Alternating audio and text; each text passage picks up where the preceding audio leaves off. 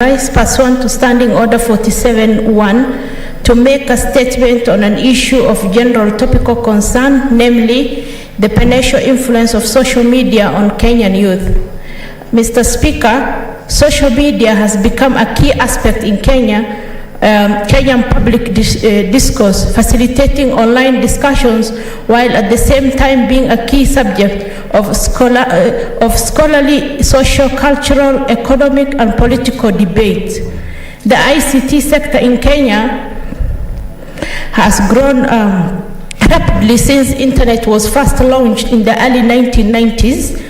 Currently, Kenya is described as the Silicon Savannah, owning of its dynamic ICT sector that has seen the development of globally acclaimed applications such as M-Pesa and Ushahidi.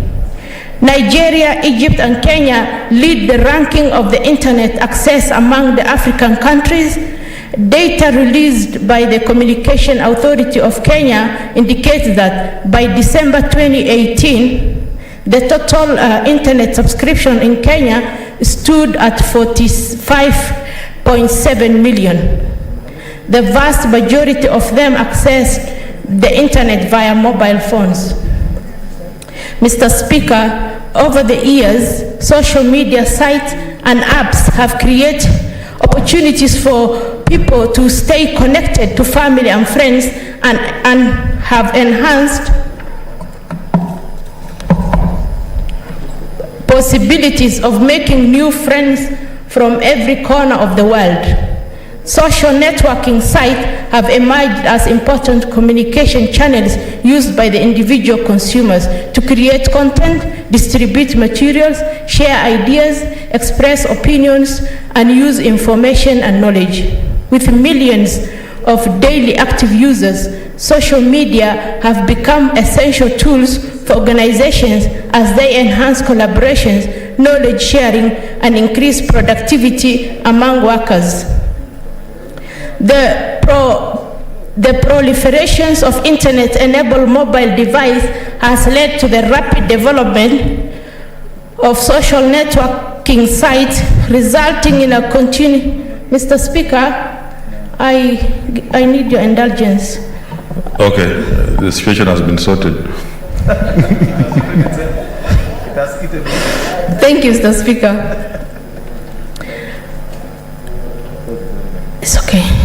The proliferation of internet-enabled mobile devices has led to the rapid development of social networking sites, resulting in continued reconfigurations of ways in which individuals or groups access and use social media platforms.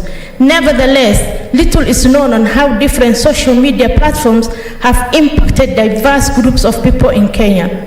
Mr. Speaker, according to 2020 Kenyan social media landscape report, the most prevalent social media platform were WhatsApp, which is 98%, Facebook 81%, and YouTube 51%. With new entrants such as TikTok, which is 8.8%, Telegram 15.5%, and Facebook Messengers 34.7%, rapidly being used among Kenyan adults, Mr. Speaker. 2019 baseline survey conducted by Social Media Lab Africa, USIU Africa, asked 14 to 24-year-olds in Kenya how social media platforms impacted their health and well-being. The survey results found that Snapchat, Facebook, Twitter, and Instagram all led to increased feelings of depression, anxiety, poor body image, and loneliness. Because of their limited capacity for self-regulations and susceptibility of peer pressure, children and adolescents are at some risk as they navigate and experiment with the social media. Research indicates that there are frequent online expressions of offline behaviors such as bullying, killing-forming that have introduced problems such as cyberbullying. Other problems that merit awareness include internet addictions and concurrent sleep deprivation. Social media influencers have also played a crucial role in enhancing negativity across social media platforms. They promote dangerous trends, some of which have led to death. Mr. Speaker, the prevalence of online harassment among Kenya is high, with 33% of social media users in Kenya having personally had a negative online experience, such as abusive behavior, offensive name calling, impersonation, or purposefully embarrassment in some way. Severe forms of cyber harassment can have serious consequences on the lives of the victim. Some 2.1% of Kenyans have experienced the most severe forms of online harassment. Social media harassment is increasingly common, and with technology eliminating the traditional borders, perpetrators of social media facilitates crime could be miles away from the victim. Social media facilitated crimes usually have dreadful real-world impact on victims. More than 2/3, which is 61.3% of social media users in urban areas have experienced some type of severe online harassment, compared to 38.7% of rural area residents. More than half, which is 55.5%, of the residents of the low-income areas in Nairobi have experienced some more severe kinds of online harassment, which is more than twice of those living in the middle income and high income areas.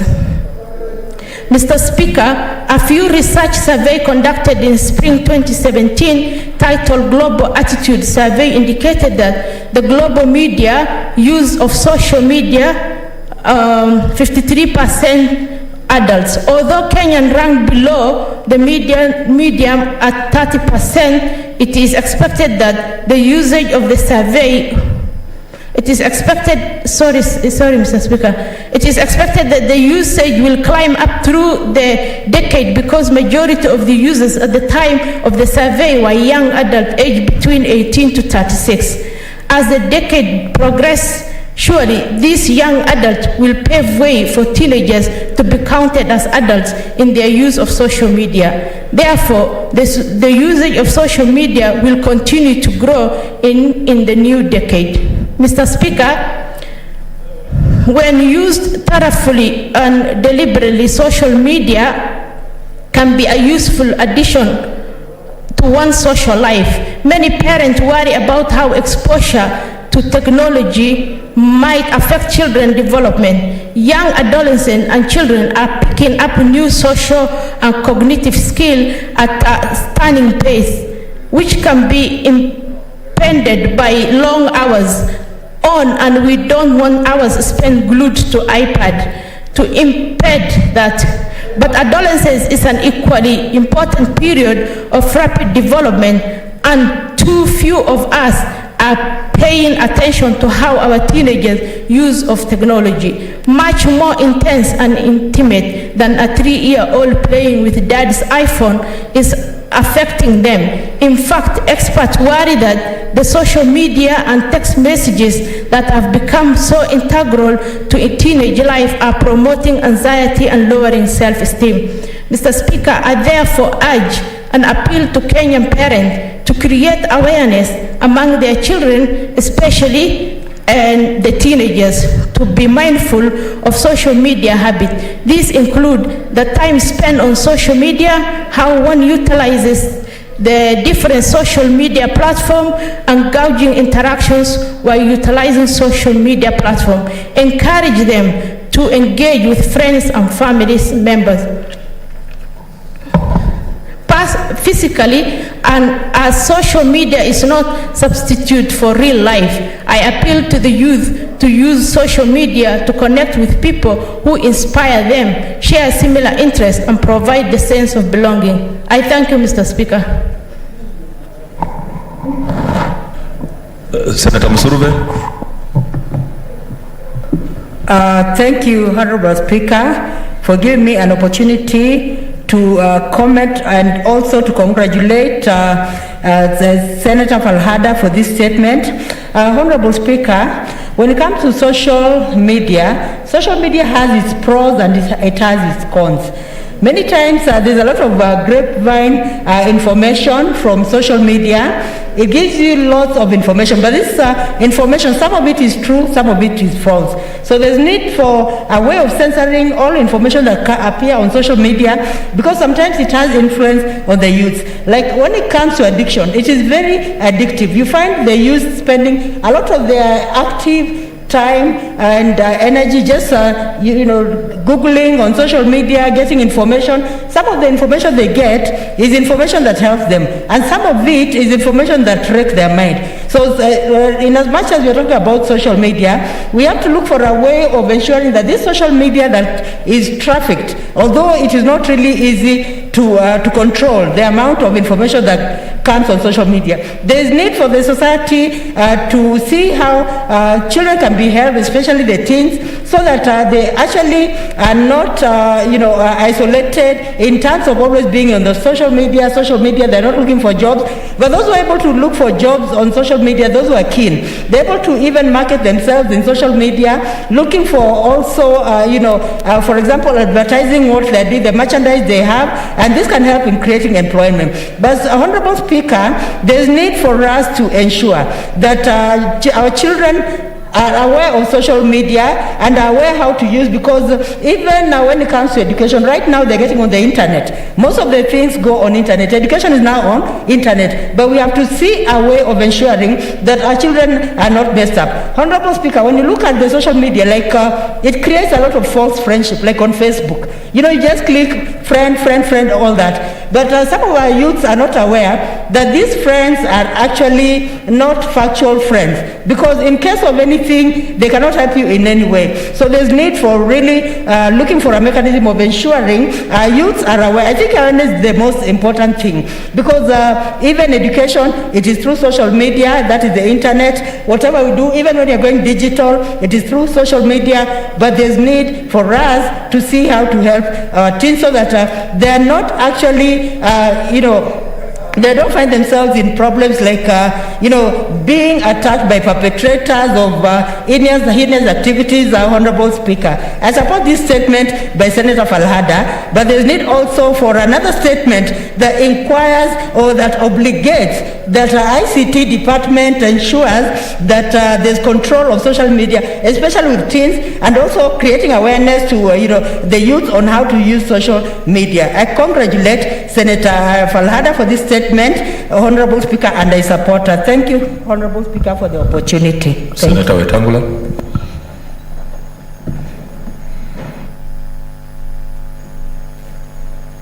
Thank you, Mr. Speaker. Mr. Speaker, I listened to the statement by the distinguished nominated senator, and it reminds us of the need to protect our society, especially innocent growing children. Mr. Speaker, you remember those who are in the last Senate, like the senator for Elgeyo Marakwet and Isiolo, we passed the cybercrime bill in this house, which was very comprehensive in the protection of society against cyber criminals. Because the people that Senator Falhada is describing, Mr. Speaker, are pure and simple criminals who use and take advantage of social media to corrupt morals, to pervert society, to spread hatred, and do all manner of things. We have seen, Mr. Speaker, even far and beyond in the United States, how President Trump tweeted himself out of office by constantly insulting everybody, using racist language and insulting anybody in sight.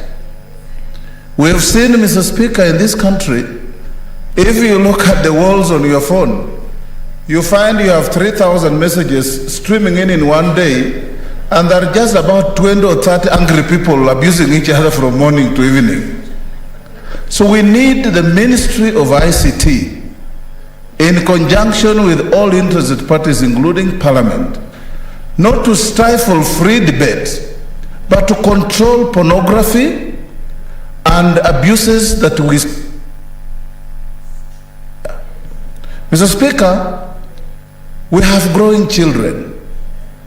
And when sometimes you open YouTube, you see nudity, you see all manner of dirty things, and unless there is a way and a system of protecting our children, our moral perversion is going to go to a level higher and more dangerous for our society. We cannot turn a tool of communication into an instrument of spreading terror, hatred, and malice and all manner of things, Mr. Speaker. So I agree with Senator Falhada that this statement is important and must be given the weight it deserves. But more importantly, I urge the committee responsible for ICT, I think the chair is Senator Fubaringo Gideon Moi, to take an initiative and relook at our cyber crime bill that we passed here and ended up being grossly mutilated in the National Assembly, and see whether the protective clauses on society can be brought back. We've seen cyber bullies, Mr. Speaker, bullying judges, bullying literally everybody in the course of their duty. We have people out here, Mr. Speaker, who spend their time and energy on nothing but bullying and bullying and bullying. And this must be stopped, because society must be protected from such self-aggrandizing characters, Mr. Speaker, who think that the best opinion is what they hold and everybody else's opinion is nothing. As we also use social media platforms for education, Mr. Speaker, we need a mechanism of protecting children, because we have seen cases, Mr. Speaker, when a certain teacher was telling me she opened up on the screen in her class of 3-4 children, and the first thing that came on screen was nudity. And this kind of thing, Mr. Speaker, is not good for any society. So let's, as a house and as a country, stand up and protect, especially our growing children. And even others who are responsible must be brought to order, the same way Americans brought Trump to order. Senator Cheriot. Thank you, Mr. Speaker, for giving me this chance. Mr. Speaker, I want to join the rest of my colleagues in agreeing and congratulating our colleague, Senator Falhada, who is slowly carving out a niche for herself as a digital senator. Last time she came before us with a statement on the effects of TikTok in our society. And today she has moved a little bit further and brought to the attention of the House the effects of the various social media platforms in our society and the need of what we need to do as a society, Mr. Speaker. Mr. Speaker, while congratulating our colleague, I wish to urge her further to take on the comments that have been made by colleague senators in contributing and actually fine-tune all these proposals into amendments of the cyber security bill that we passed in this House, and the National Assembly did what they do best, Mr. Speaker, which is to do not very kind things to our bills, Mr. Speaker. I had to be careful on the language that I use sometimes. Mr. Speaker, you know, given the work that I do elsewhere in this parliament, sometimes I find myself in difficult situations of balancing between being a senator and their representative elsewhere also. But we must still say the truth about what they do to some of our laws, because, you know, in fact, Senator Wetangula, you may want to know that actually when we passed that bill, because I was a member of ICT committee last time, they actually went and dumped it to gather dust, and it was never processed until this time, where when we came back this time in 2017, they republished it afresh and purporting it to be a bill generated by the National Assembly. Completely went ahead. Mr. Speaker, back to the topic that we are discussing. If you are a keen follower of news, Mr. Speaker, you'll realize that the government of France yesterday fined Google, the leading global tech firm, 500 million euros for copyright infringement, Mr. Speaker. That is how serious governments are taking and putting to task some of these global conglomerates and tech firms that look into the rest of the world without any consideration of the effects, because many of them, to them, it's just a business. So long as people are advertising, they are fine with it, without taking proper detail and considering what are the effects of the work that they are doing.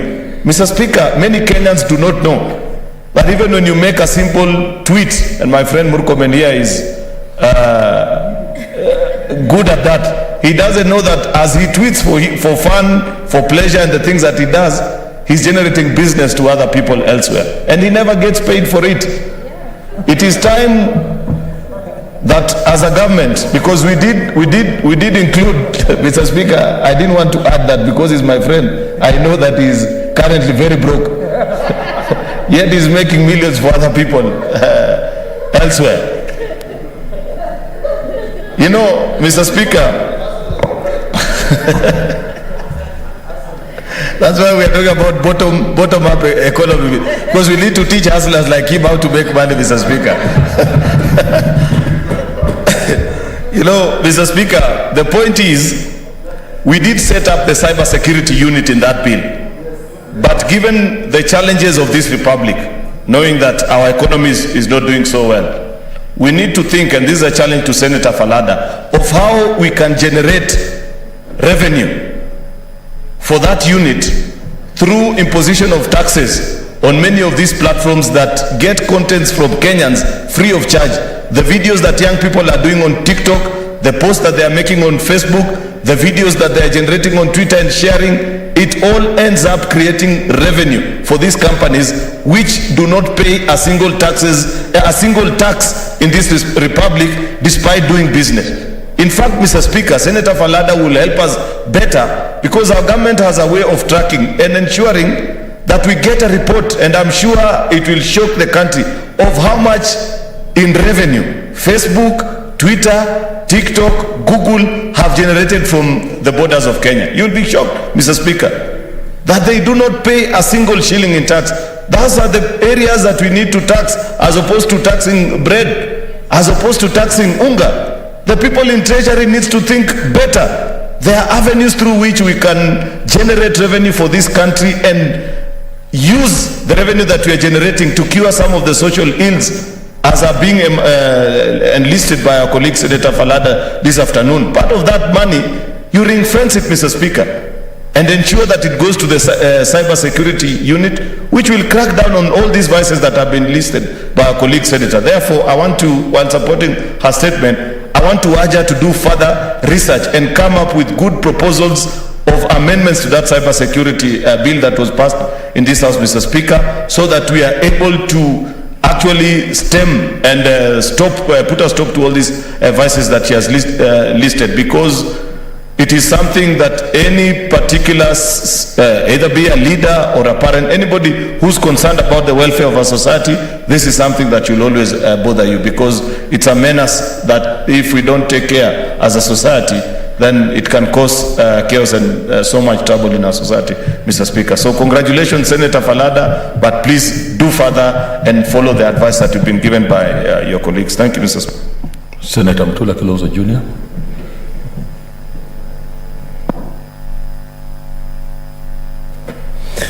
Thank you, Speaker. I support this statement. And let me correct something that Senator Wetangula and Senator Cheriot have said. Once we drafted the cybercrime law in the ICT committee, the National Assembly plagiarized that bill and then said it was not a matter concerning counties. So it actually never came here. Senator Cheriot and I and Senator Mutai Kagwe were invited to NEC Japan, and the late Juma Boy, yes. What we saw there is exactly what Senator Cheriot is referring to, how to monitor cyber phishing. We were taken to a room of young people who were monitoring people who were attacking internet facilities in a room of young people only. And that is the proposal we had put in that bill. That proposal never saw the light of day because we do not monitor the cyberspace. While we cannot regulate the internet, Japan has a method of regulating and finding out who is saying what, who is from what place, and flagging the people who, like the former president of America, who are using the internet to either spread hatred or spew vitriol. Going into the election, Mr. Speaker, this will be a tool. The 2007 elections were funded by radio stations. Election violence in Kenya will be funded through the internet, by fake news, pseudo accounts, and politicians all over the place, including a lot of us, are going to use this facility on the internet to fund ethnic hatred. And I've seen part of it in ongoing because of the by-election that is happening in Kiambaa. And nobody is able to follow these people who are killing people on internet, people who are spreading, typing things about people, and nobody can check. Why? Because we have not that police monitoring unit that is supposed to identify you, because your phone has a specific identity. The reason the DCI is able to trace people today is because we now have technology that can trace you from wherever you are. The lady who, I can assure you that lady knows what they are doing. Most likely she has run away. Mr. Speaker, the solution to what Senator Falhada is saying is on that unit. That is the facility that will stop young children from watching pornography, that will stop people from using the internet to reach to them. Mr. Speaker, Senator Cheriot has a statement. I don't know whether it has been answered through our Committee of Finance, on people who have used our gadgets to steal from Kenyans. Mobile lending is still misuse of the internet. And therefore, Mr. Speaker, this is a serious issue. It goes from moral issues to conmen, to pseudo accounts, to a lot of things, Mr. Speaker. And those who want to defame people's characters now have found a group of people who are called bloggers, who are paid very little amounts of money to defame and besmirch the characters of people. And you have no recourse, because you cannot even sue these people.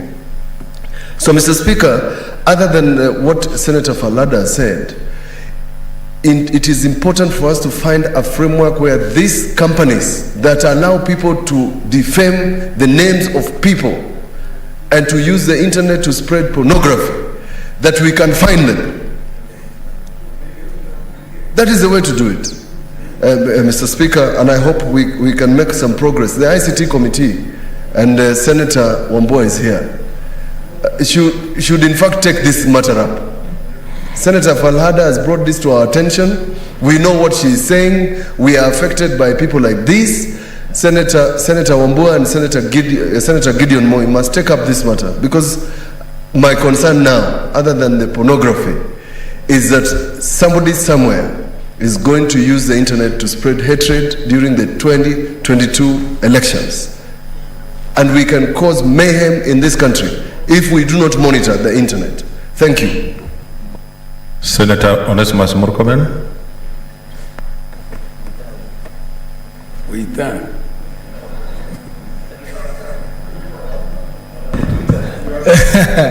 The Speaker, the Speaker, when it comes to social media, the Speaker, I don't know why Senator Wetangula is so excited about my contribution, but first let me start by congratulating Senator Falhada, who has been, like Senator Cheriot said, consistent when it comes to raising issues of social media, issues of technology, and how it affects the youth and our children. This statement is very important. It is important statement because this chamber is a chamber of debate, and it's a place of discussing matters of national importance. Many Kenyans are watching us and will be reading and referring to the things we are saying here. And the most important thing we are doing, Mr. Speaker, is to create awareness among ourselves, our parents, our children, about the positive things that we can get from social media, but also the negative things we can face from the social media.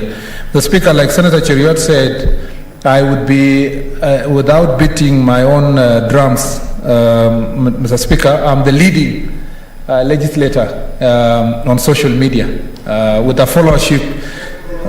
Yeah, with the followership, Mr. Speaker, with the followership of Mr. Speaker, 1.7 million followers on Twitter and nearly 400,000 on Facebook. Mr. Speaker, I was unable to grow any followership on Instagram and the like because it would require, it needs someone like Sakaja who can rap, Mr. Speaker, for you to succeed on Instagram and TikTok. But Mr. Speaker, the point I make is that social media is very positive when it comes to enhancing engagement, in terms of enhancing knowledge, keeping interactions. Some of my best friends that we met in school about 20 years ago, Mr. Speaker, who are unable to meet, we're able to follow each other on Facebook, communicate, find out how we are doing. And sometimes, Mr. Speaker, even when I used to teach, you are looking for a comparative study in what you are teaching or what you are researching on. And Mr. Speaker, it becomes very easy to communicate to a friend who is in another country and ask them whether they have a journal article in the area you are researching on, or whether they have a book that was published in their country in recent past that can be useful to your research and study. Mr. Speaker, that is the positives we get from social media. We are able to manage our affairs, our businesses, our farms, Mr. Speaker, our everything that we want to do. Even livestock nowadays, Mr. Speaker, are managed through technology and social media, WhatsApp, and so forth. Makes things very, very good. But we must be alive to the fact that, Mr. Speaker, the negatives are also there. Just like face-to-face communication or face-to-face relationship among ourselves had its negative part, Mr. Speaker, social media has even accelerated the negatives that are there. The worst among them, Mr. Speaker, in fact, I dare say, Kenya and developing countries and least developed countries have less regulation on social media than the developed countries. Mr. Speaker, in many countries, it is a rule that you should not post the photos of children on social media, Mr. Speaker. But here we keep posting. A friend of mine in UK once told me, Mr. Speaker, the reason why you will never see a picture of children being posted on social media is because criminals are targeting children, and when they find the social media post you've put a post that my child goes to this school, we live in this estate, Mr. Speaker, this is what we do, the children become subject of attack and target by criminals, Mr. Speaker. Mr. Speaker, we might, and I want to suggest to Senator Falhada, before the end of this term, Mr. Speaker, because we only have 1 year, to perhaps think about how best can the best practices that are used by other countries in the world to protect their children and their citizens from harmful activities of social media, like pornography, Mr. Speaker, like things like cyberbullying, like, Mr. Speaker, exposure of children. I know, Mr. Speaker, of a friend where they discovered that their child was communicating in the normal way of just allowing children to use gadgets. They realized that their children was communicating with, Mr. Speaker, persons from other countries that are interested in pedophiles, Mr. Speaker, that are interested in pornographic materials. So they are telling the child, can you take a picture this way? Can you take a picture this way? Can you take a video this way? Then they go and post on those social media pages, Mr. Speaker, where they earn a lot of money because they are running illicit, Mr. Speaker, businesses. I think it's important from the chambers of this House, apart from just raising awareness among our people, for us to look at ways and mechanisms of tightening controls. I have read from the media that, Mr. Speaker, the National Assembly, if I read right, Mr. Speaker, is that Honorable Duale was publishing a bill on pornography. But we need to widen that bill, Mr. Speaker, to discuss matters of the dangers of social media. Mr. Speaker, it's also important for citizens to know that social media can also be a place you go to make money. And Mr. Speaker, like Senator Cheriota said, it's only that my page is useful for, Mr. Speaker, conversations that are for public good. I do not want to charge and advertise on behalf of this company or the other. But many citizens don't know that these social media influencers are paid to advertise. And sometimes the other area that needs, Mr. Speaker, regulation is that they are also paid to bring down companies using, Mr. Speaker, things like we are trending this company, false information about this company, and some companies have been brought down, including shares of companies have been brought down by, Mr. Speaker, social media influencers, Mr. Speaker, who have absolutely no regard and they are not regulated. We need to have a law that makes it possible for these people to be held into account for every information they post, so that, Mr. Speaker, the negative side of social media is dealt with. Lastly, Mr. Speaker, we need to find mechanism of punishing companies for addictions, Mr. Speaker, that come with use of social media by children. And, Mr. Speaker, you know, somebody was saying here that we need to teach our children about addiction, about social media. Now, between the children and the parents, sometimes you don't know who is more addicted than the other. Mr. Speaker, because you will find the parents are busy with social media accounts, Mr. Speaker. The children are busy with theirs. Everybody is addicted. The children are learning from their parents. There is no conversation that we can have in our families. Mr. Speaker, these are the kind of things that we must take deliberate step, Mr. Speaker, to ensure that we raise resources. I take the challenge that has come from Senator Cheriot to ensure that, Mr. Speaker, as a hustler nation believer, that those young people who are hustling from down up, we also facilitate, Mr. Speaker, mechanism for them to make money, so that even in this very difficult time, they can do, Mr. Speaker, research papers that are used abroad. They can work for people who are not in this country, Mr. Speaker, because therein lies also great opportunities in the same social media. Mr. Speaker, I beg to support and encourage Senator Falhada. I'm willing to sit with her to share my ideas and for her to develop a very good bill that can go a long way to improve, Mr. Speaker, the use of social media in this country. Thank you, Mr. Speaker. I just gave it a little bit more time, so I'll give Senator Wambua to say something, then we move on, because the statement hour is almost... I thank you, Mr. Speaker, and I just want to take this opportunity to congratulate Senator Falhada for bringing this matter to our attention and to the floor of this Senate. Mr. Speaker, I want to begin by saying that we cannot run away from the fact that we are living in a digital age. At a time that, Mr. Speaker, a lot of virtual contacts and interactions are taking place, and there are positive things about it, and of course very negative things about the new normal. The Speaker, to the credit of social media, we must appreciate that it has made life easier. It has caused efficiency in transactions of businesses, including even our own business in this Senate. But, Mr. Speaker, there are serious issues when it comes to social media that we must address ourselves to. And I'll just point maybe 2 or 3 of them, and then the Speaker say that as a member of the ICT committee, we would definitely have a sitting with Falhada, Senator, and see how to take this matter forward. The Speaker, it must bother each and every one of us that our children across the country have by far a lot more friends in social media than physical friends.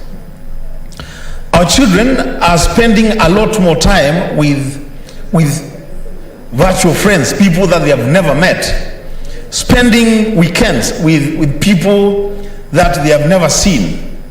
And Mr. Speaker, what that does is that it seriously erodes social and societal moral fiber, that we are bringing up children who are hardly able to manage relationships, because the people they interact with more are faceless characters and people that you don't even know what they're interacting are doing. The Speaker, there will be need for serious attention by not just this Senate, but by a lot more other arms of government, to come up with policies on how to deal with social media. As Speaker, when I worked in the newspaper industry, it got to a point that all media houses had to come up with social media strategies and policies to protect their businesses and to protect their staff. The Speaker, the issue of fake news is not new to any one of us. There are people in social media, these business characters, Mr. Speaker, whose duty and pleasure every day is to insult other people, to assassinate the characters of other people, to twist information to suit very parochial interests.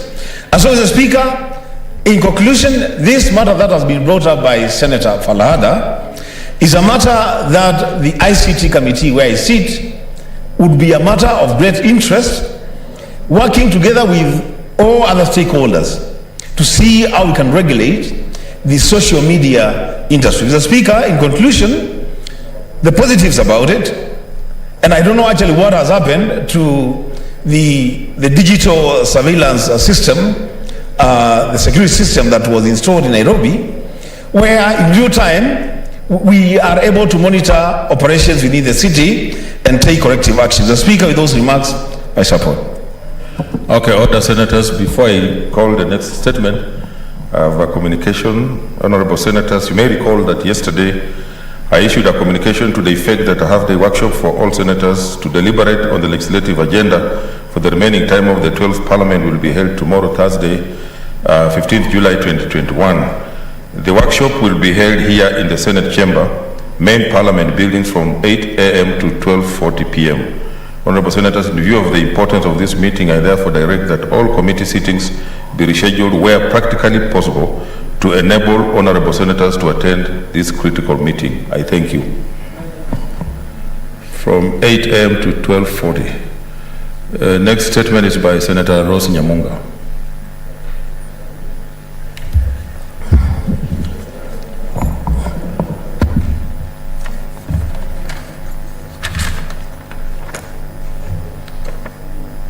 Mr. Speaker, sir, I rise pursuant to Standing Order 47-1 to make a statement on an issue of general topical concern, namely the insecurity menace caused by the Boda industry and the resultant effect on the economy. Mr. Speaker, sir, motorcycle business known as Boda has eased the transportation problem of connecting urban and rural areas in Kenya.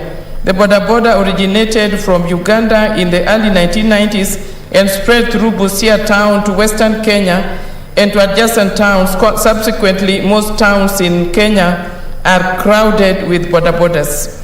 Mr. Speaker, sir, the industry has gained popularity in both rural and urban areas because of its ability to absorb many jobless youth, easing pressure on the government to find employment for its growing population. The issue of Boda service is even more prevalent in rural areas where public transport may not be so sophisticated and the roads are not well developed. Amidst loss of unemployment among graduates, the Boda industry is slowly emerging as one of the biggest drivers of the economy and the highest income earner in the informal sector. The industry has 1.4 million riders who collect an average of 180 million daily, which amounts to 27 billion every month. Mr. Speaker, sir, the Boda costs between 58,000 and 150,000 due to its affordability. Many youth across cities, towns and rural areas continue to acquire them. The Economic Survey 2020 shows Boda and tuk-tuk registration in the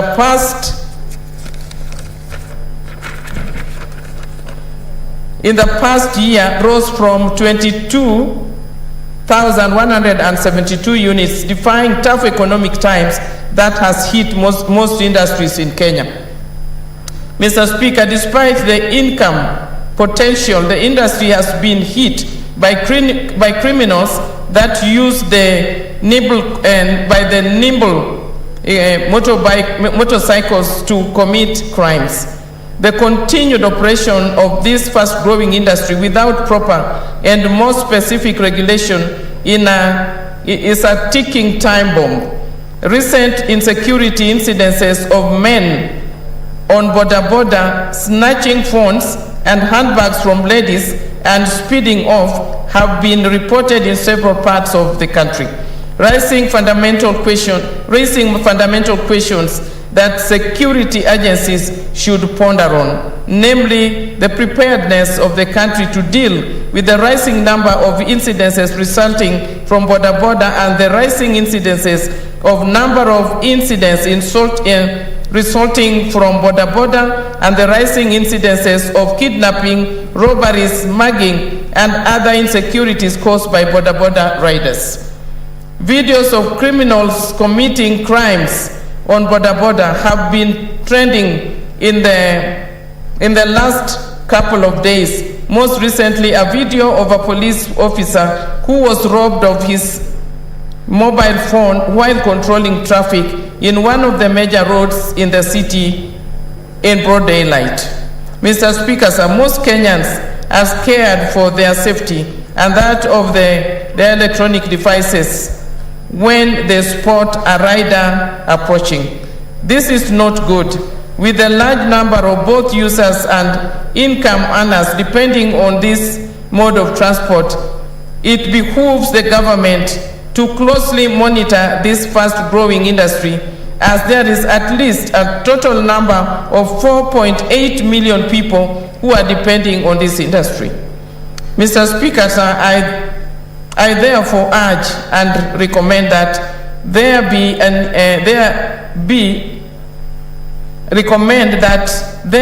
is need to amend existing pieces of legislation to safeguard the economic gains that this industry has achieved, as the country risks running down the gains the Boda sector hails to achieve. Its proper regulations are not put in place to address the glaring problem emanating from the sector. I thank you, Mr. Speaker. Next statement is by Senator Architect Sylvia Kasanga.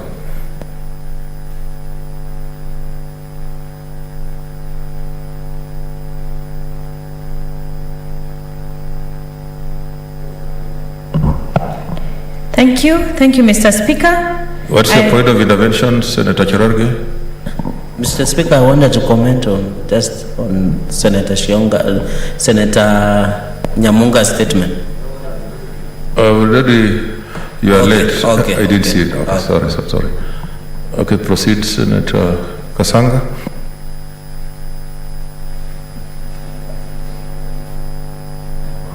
Thank you, Mr. Speaker. I rise pursuant to Standing Order number 47-1 to make a statement on the Kenya Mental Health Action Plan 2021 to 2025. Mr. Speaker, sir, Kenya was ranked 6th with the highest number of depression cases among African countries by a 2017 World Health Organization report. The report further stated that in Kenya, 1 in 4 people is likely to suffer from a mental illness. The Kenya Mental Health Policy 2015 to 2030 indicates that mental disorders have risen exponentially in Kenya. 20 to 25% of outpatients seeking primary health care present symptoms of a mental illness. Stigma and discrimination are a major barrier to the improvement of mental health and well-being of the population. It contributes to human rights violations of people with mental and psychosocial disabilities, and inadequate investment in mental health acts as a barrier to their inclusion in the community. Kenya is experiencing a rapid increase in suicides, mental health conditions, substance use, and addictive disorders of epidemic proportion, an indication of social challenges and unmet needs at societal level. It is estimated that 50% of all mental disorders start at the age of 14 years and 75% by the age of 24 years. Mr. Speaker, sir, The COVID-19 pandemic has caused enormous significant health, socioeconomic, and psychological impact on the population. Hence, mental health and psychosocial support strategies and measures are critical in the short-term and long-term responses. The Kenya Mental Health Policy 2015 to 2030 provides a framework on interventions for securing mental health system reforms in Kenya. This is in line with the Constitution 2010, Vision 2030, and Kenya Health Policy 2014 to 2030, the Health Act 2017, and global commitments. The Constitution of Kenya 2030 in Article 43(1)(a) provides that every person has a right to the highest attainable standard of health, which includes the right to healthcare services, and this necessarily includes mental health. The 65th World Health Assembly adopted a resolution on the global burden of mental disorders and the need for a comprehensive coordinated response from the health and social sectors at country level. Subsequently, during the 66th World Health Assembly, the resolution was adopted. It called on member states to develop comprehensive mental health action plans in line with the Global Comprehensive Mental Health Action Plan 2013 to 2020. Mr. Speaker, sir, on Wednesday, 9th June 2021, the Ministry of Health launched the Kenya Mental Health Action Plan 2021 to 2025. The plan will provide for a framework for both national and county governments and stakeholders to implement the mental health policy through strategic objectives which specified priority targets and indicators. It will also guide the implementation of recommendations by the Task Force on Mental Health with strategic actions and investments to bring transformative reforms in the following broad key areas. 1, policy and legal reforms, reforms to improve access to quality mental health services, financial reforms and investment, cross-sectoral mental health reforms, and administrative actions. The Mental Health Action Plan will target the following strategic objectives and priority actions. 1, mental health leadership and governance. 2, preventative and promotive healthcare, mental health, access to quality mental health services, and strengthening of mental health systems. In conclusion, Mr. Speaker, I'd like to commend the Ministry of Health for this effort and its contribution in actualizing the Kenya Mental Health Action Plan 2021 to 2025. This is a big milestone in the promotion of mental health in Kenya. I thank you, Mr. Speaker. Senator Moses Kajwang. Mr. Speaker, I rise to add my voice to that statement on mental health, but with a very local perspective to it. Mr. Speaker, 2-3 days ago, I visited the Homa Bay Teaching and Referral Hospital just to check the state of the hospital and its preparedness to deal with the 4th wave of COVID that is expected in July. There's been a lot of focus on ICU beds, ventilators, oxygen, and all those things. And Mr. Speaker, we have forgotten to consider the mental health of our health workers and the mental health of patients and families that are bereaved out of COVID. Mr. Speaker, the situation in our counties, particularly the areas that have been locked down, and more so Homa Bay County, is that you have close to 30 people in isolation.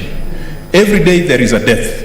And Mr. Speaker, this pandemic has affected generally the elderly in society, and for some interesting reason, mostly men. And so the nurses and doctors in these hospitals are every day seeing their fathers and uncles and pastors and community leaders succumbing to COVID. Mr. Speaker, these doctors are also humans. In as much as they're used to cadavers, in as much as they're used to blood and all those things, it is never the same when it is your father, your mother, your brother, or your church leader that is affected. Mr. Speaker, the reason why I bring this up is that there is need for this Senate to insist that each and every county must have a county psychologist. In addition, each and every county must have a mental health officer. I looked at the structures in my county, and I can bet that in all our counties, most of our counties, you will not find a county psychologist.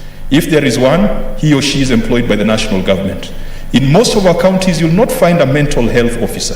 Mr. Speaker, I want to urge Senator Sylvia Kasanga, even as she processes a mental health bill afresh, following the concurrence that was required by the High Court, that in it we can make sure that there are certain provisions that make it mandatory for mental health to be given a priority by our county governments, particularly now during the pandemic.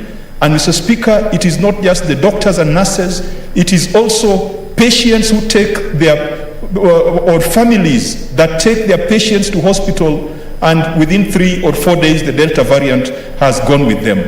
These people are forced to bury in non-traditional and non-African ways, and as a result they never get closure. Mr. Speaker, these people need help, and that can only be provided if we prioritized mental health by having county psychologists and county mental health officers. Thank you, Mr. Speaker. Senator Mudhama Agnes Kavindu. Thank you, Mr. Speaker, sir.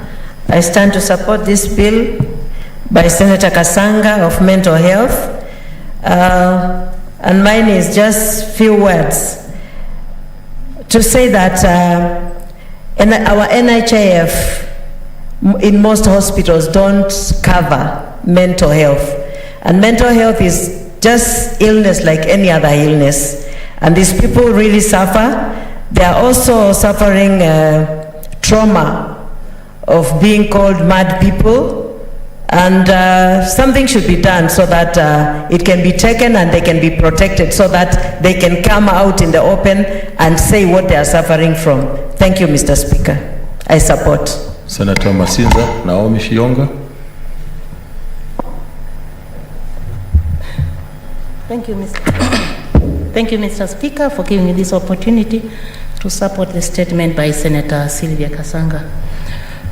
Mr. Speaker, mental health is very important in our country, and I want to say that I want to commend the government for putting into reforms that has been put into the mental section or sector, so that to see the families or the livelihood of Kenyans being improved.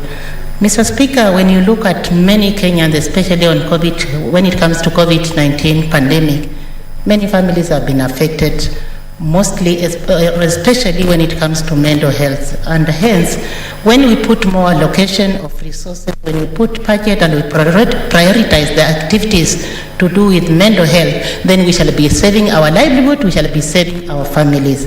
It is with this that we see so many cases, especially when you see currently, many people even in police sector or security sector, many crimes have been committed. And if you find the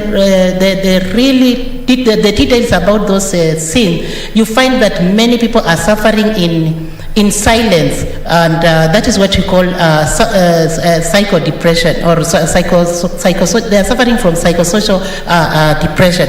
So, Mr. Speaker, I want just to support and to tell Senator Sylvia that let us come up with more policies, let us come up with more amendment that actually feature on in the government of Kenya, that will assist the government to see really the need that we want in this field of health, and to keep our livelihood, to keep our people, especially the health sector, alive, and to the point that they can save their own people by bringing up or supporting through the budget that are necessary to support the health sector of our people. Thank you, Mr. Speaker, and I support. Senator Junior.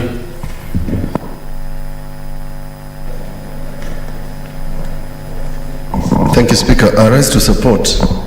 Rumor has it, and maybe Senator Kasanga can confirm, that all of us are suffering from mental illness. It's only some level, degree that varies. So you don't have to run at night like they do in Homa Bay to be a mental health patient. All of us are mental patients, health patients. So it's a pandemic of its own nature. I was reading an article recently of a very good friend of mine, of a young person who committed suicide for earning a salary of 18,000 shillings. And every other time I receive reports from my team in Makueni, one person or the other is committing suicide, killing their parents, etc., etc.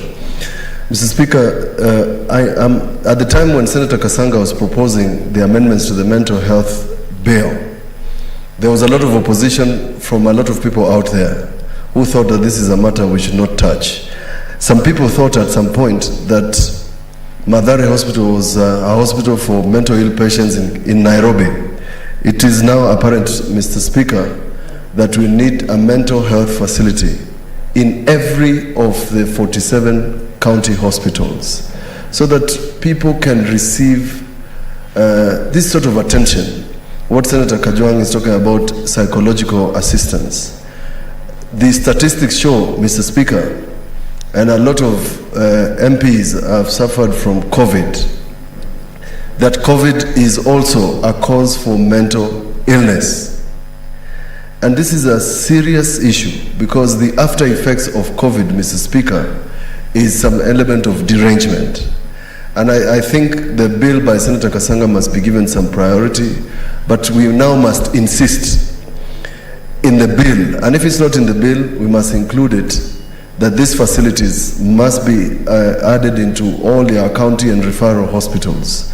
And in the case of Nairobi, we must expand the Mathare Hospital and remove the stigma that is associated with mental illness. Because as I've said before, the doctors have said that we are all suffering, all of us, including you here, from some form of mental illness. It's only a trigger that is left, Mary Senator, for you to discover that you're suffering from illness.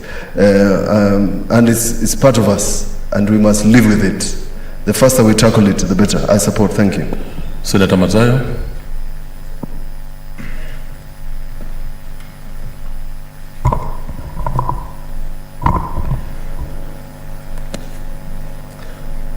Asante Bwana Spika.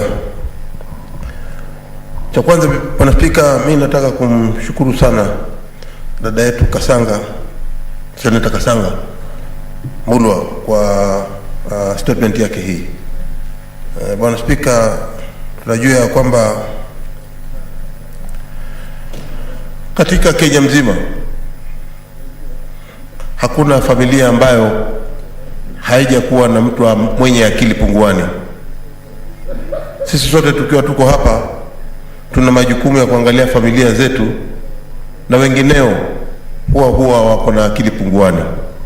Mimi nikiwa mmoja wapo katika kuwa na jamii yangu ya karibu ambayo iko na mtu ambaye ako na akili punguani.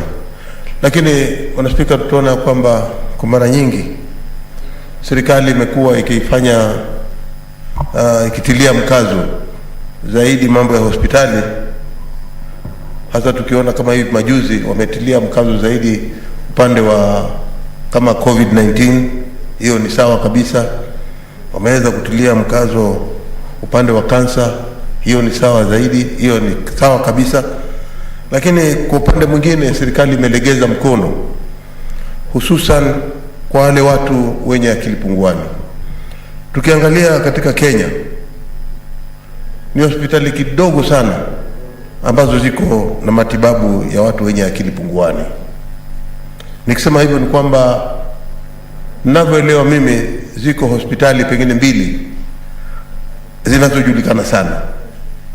Ukifika mkoa wa Pwani, Bwana Spika, utaona ya kwamba hospitali inayoeleweka sana ni hospitali ya Potrizi, na ukija Nairobi itakuwa ni hospitali ya Mathare. Bwana Spika, nataka kusema ya kwamba hospitali iliyoko Potrizi Hospital, ile ambayo ni hospitali ya serikali, haina vifaa vya kutosha. Na hata jambo la kusikitisha, hivi leo ukiambiwa kwamba mtu wako amepatikana na akili punguani na ameambiwa aende Potrizi, utashangaa wewe mwenyewe ukienda ukiangalia vile wale watu wenye akili punguani wanavyoishi ama wanawekwa katika hali dhaifu, ya kwamba hata pengine kama ulikuwa umekwenda pale huna akili punguani kidogo, kama alivyosema huyu ndugu yangu Junior, ya kwamba sote sisi binadamu inafika wakati tunakuwa na akili kidogo zinakuwa zinapungua.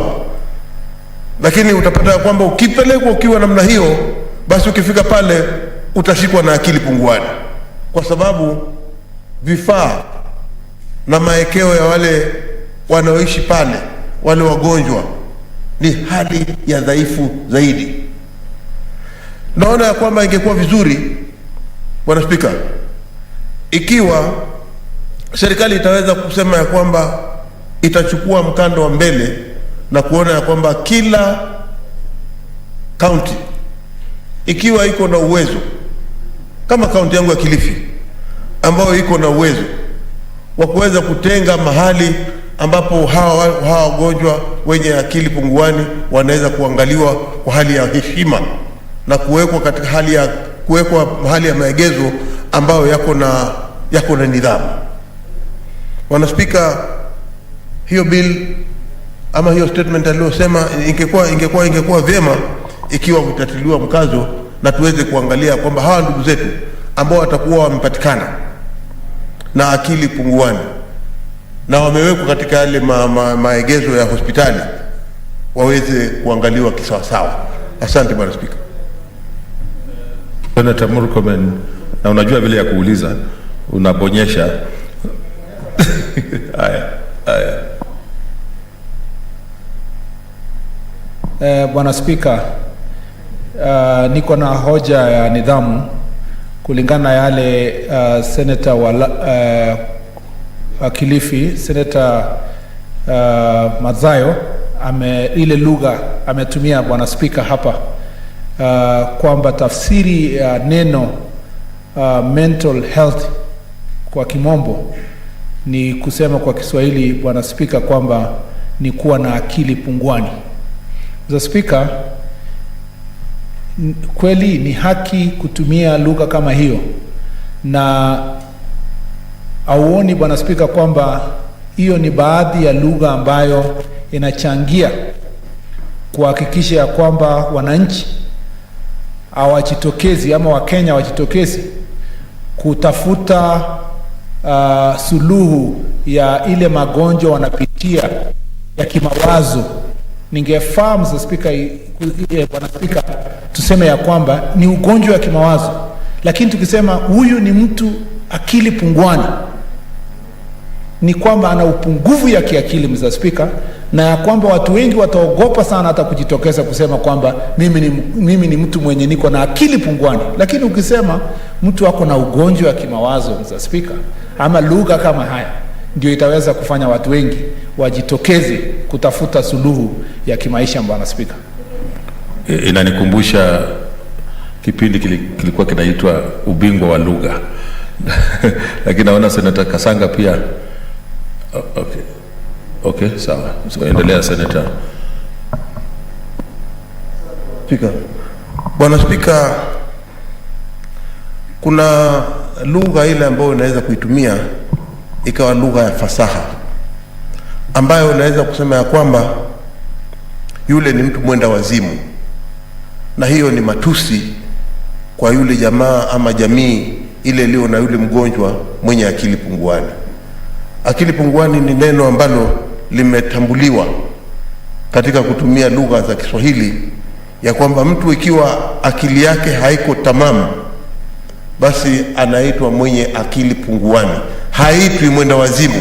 Mwenda wazimu ni kumdharau binadamu. Ni kama vile ndugu yetu yule ambaye hayuko hivi sasa, ndugu yangu Maura, ya kwamba kuna majina tofauti tofauti tunaweza kumuita, lakini sasa tunamuita mtu mwenye ulemavu ule ambao hawezi kujisaidia, huwezi kumuita ni nguchiro, ambao ni jina ambalo unaweza kudharau mtu. Kwa hiyo ukitumia lugha fasaha ya mtu ambaye mwenye akili ambao haiko sawa sawa kabisa, unaweza kutumia lugha ya kwamba mwenye akili punguani. Ningependa tu kumfanisha kwanza ndugu yangu Murkomen ako sawa vile alivyosema, na mimi naona kiupande wangu pia niko sawa vile nilivyosema, lakini kilugha ya ufasaha ni kwamba hawa wenye akili ambao kidogo imepungua ni akili punguani. Asante. Yes, Senator Murkomen. Ingawa singependa Mr. Speaker kubishana na mwenzangu, kwa sababu uhodari wake kwa utumizi wa lugha ya Kiswahili uko juu kuliko yangu. Bwana Speaker, yangu ni ya kujifunza, lakini so mara nyingi Bwana Speaker, tumesema ya kwamba kama vile bunge la kitaifa imefanya tayari, ya kwamba ile standing orders yetu ibadilishwe ikuwe katika lugha ya Kiswahili, ndio sisi wengi wetu tuweze tukapata nafasi pia ya kujifunza kupitia hiyo standing orders. Lakini Bwana Spika, ningependa ndugu yangu Stewart Madzayo akubaliane na mimi ya kwamba kidogo Mr. Speaker, Bwana Speaker, akili punguani ninavyo mimi nasikia na vile nahisi ni kwamba Bwana Speaker, inaweza ikatumiwa ama ikaeleweka kwa watu huko nje ya kwamba ni kama matusi kidogo, ni kama tu kusema ni afadhali kidogo kwa ile kuita mtu mwenda wazimu. Ile lugha ingefaa zaidi, hata kama mimi sio mkuvunzi wa Kiswahili, ni kusema Bwana Speaker ako na shida ya afya ya kiakili, Bwana Speaker, ama shida yenye ama ugonjwa ugonjwa ya kiakili. Lakini Bwana Speaker, tukisema akili punguani vile sisi tunaelewa, ama vile tunasema ni lugha ya mtaa vile tunatumia hapo nje, itawezekana kwamba hakuna mtu atajitokeza kufika kwa daktari na kusema ana daktari nitibu, niko na akili punguani. Asante Bwana Speaker. Ningependa nikomeshe mjadala huo, kwa sababu inaonekana vile nilisema imeanza kuwa ni ubingwa wa lugha na ni nani anafahamu zaidi, lakini tumeelewa ni nini kinazungumziwa. Senator Madzayo, unataka Yes. Nataka kumsifu sana ndugu yangu Murkomen.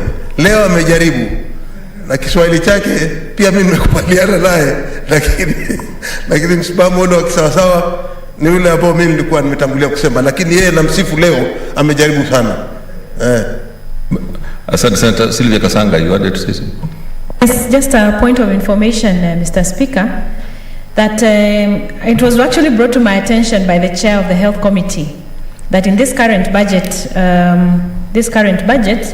and I think that is why I raised the statement to commend the current 2020 to 2021, where am I?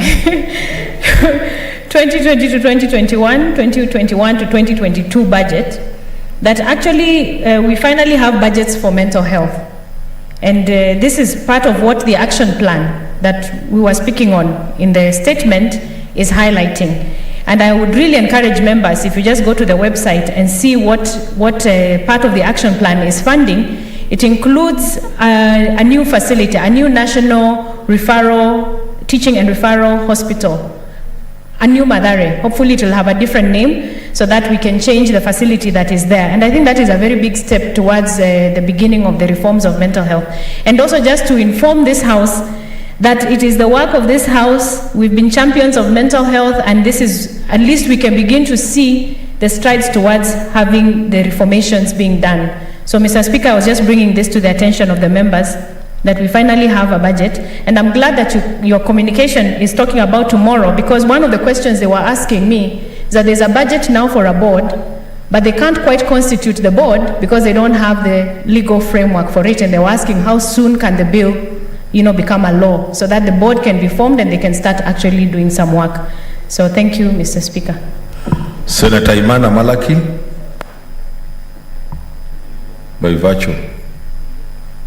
Thank you, Mr. Speaker. I thought we are not connected. I've been raising my hand for a while and didn't get called. But I'm glad that you saw me, and now I'm going to comment on this statement about mental health.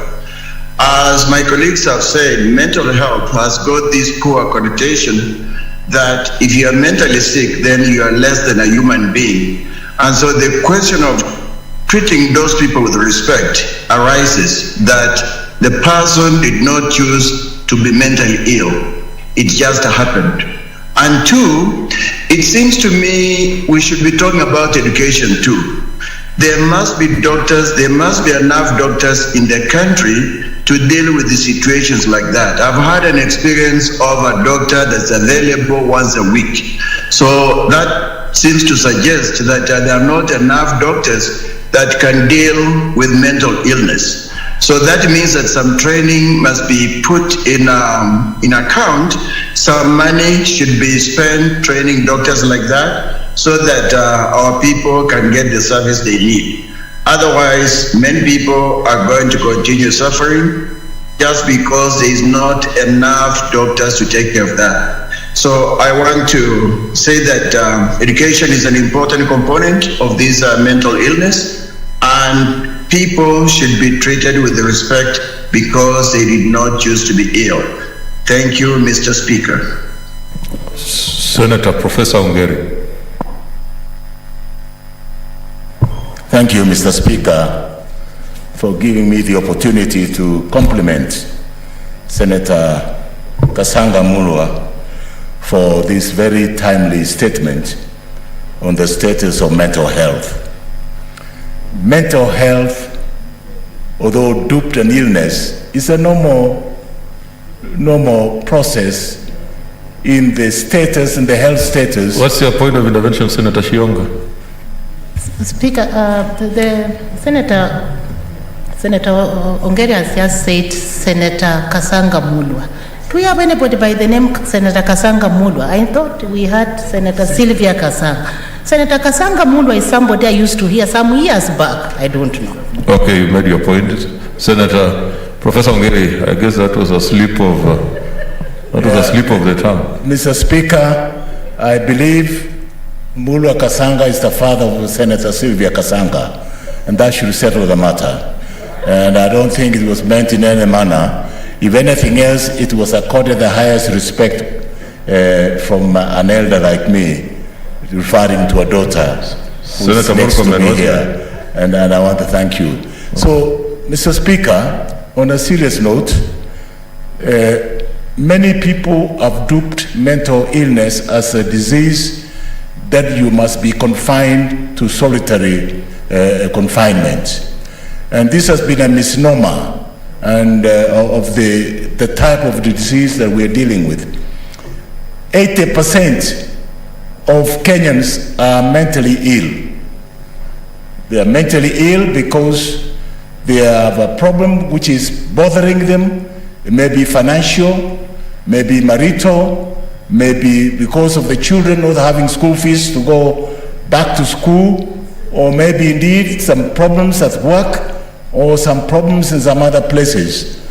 And therefore, Madam Speaker, one of the things that has been a big problem for this nation is for being people duped that they now are psychologically affected, and therefore need to be confined and restrained in some of the mental hospitals, Mathare Hospital, for instance. Let me assure you this House, every one of us, including members of the senators here, you've gone through a crisis of one form or the other. And you've gone through a mental depression in one form or the other. And this is the everyday exercise that we find ourselves in. And therefore, we should now treat this as a normal occurrence, which happens like any other cold or like any other infection that may be in the body. And we must be able to distinguish the difference between those who are pathologically sick and therefore need some level or higher level of standard of treatment than those who are just suffering because of disturbances in their mental psyche, in their mental upbringing, because they cannot be able to put in the context of the society in which they live in. And therefore they find themselves slightly disoriented. That's why one of the major recommendations that must always happen is that this must be an integrated service within the normal health service provision within the country. You cannot be able to start segregating what is mental, which is not mental, because technically all of us are mentally ill in one form or the other. Even when you have a disease, you go through mental depression, you go through anxiety, you go through some level of self-internal questioning and self-internal interrogation, what has happened to you in your life. And therefore, this policy, I'm glad, one of the major areas, and I believe the major policy will have an arching policy where all cases that have some level of mental sickness or mental illnesses will be able to go through the normal hospitals, the county hospitals, the national hospitals, and then only then those who are acutely ill, who have a pathological process that gives an acute psychological problem that can then be separated and be treated, and the underlying cause taken care of without any much ado.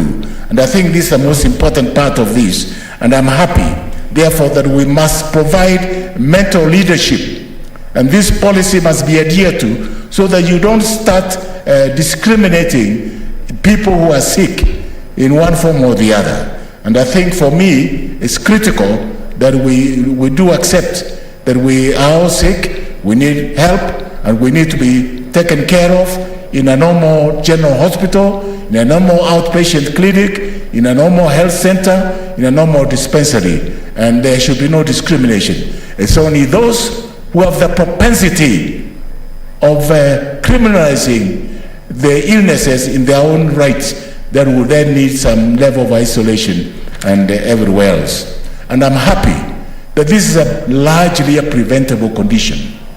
It's preventable in the sense that if you remove the offending agent, these people, by all standards, are normal. You just need to remove the offending agent. It may be that the circumstances, the poverty in which we are in, is the one that will be able to cause and trigger the mental illnesses. The lack of school fees, like now, may be able to trigger the mental illnesses. The pandemic itself today, even the very nature of things that we're going through at the moment, that in itself can cause mental illnesses. No wonder, Madam Speaker, we now see a lot of suicidal tendencies. We now see a lot of people taking their lives because of reaching at the extreme end of life when they see there's no life whatsoever that they want to live, worth of living, and therefore they take their lives rather unfortunately in a manner which is not acceptable in the normal society. And therefore, one of the areas that we need this policy should be able to expand on the national scale and at the county level must be one of prevention and promoting the well-being of society and the well-being of the citizens so that they can have a normal mental perspective, a normal mental living, and a panorama that reflects happiness rather than being demented and being able to be depressive and therefore causing harm to themselves or to their neighbors or the community in which they live. And I'm happy that this policy is being able to attend to both the preventive and promotive aspect of the mental health. And of course, the most typical element that we must accept and appreciate is that putting the budget for mental health is important so that people can have access to quality mental health, so that they are not discriminated in any manner, in any way. And therefore, that means even in our medical schools, when I was teaching in the medical school, one of the areas that we looked at mental health as an integral part of the training of our medical students when they become doctors. And it's important that we appreciate this.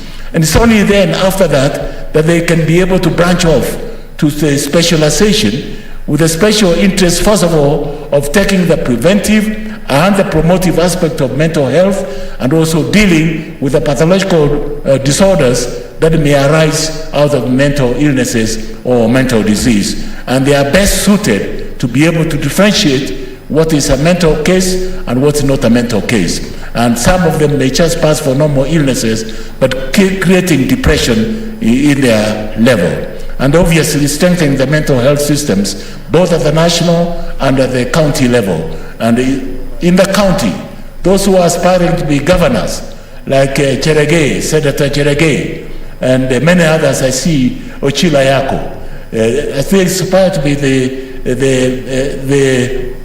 the governors of tomorrow.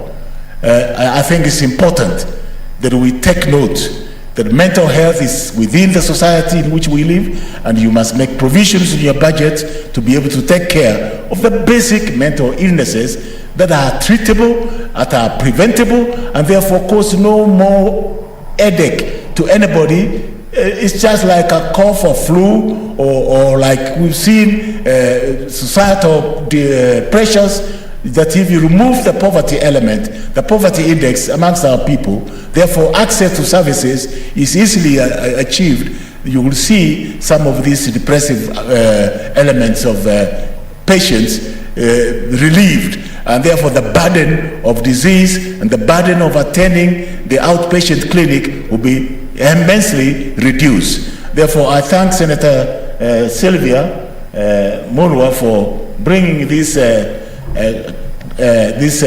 statement to awaken us that there is now a policy 2021-2030. It's a very robust policy.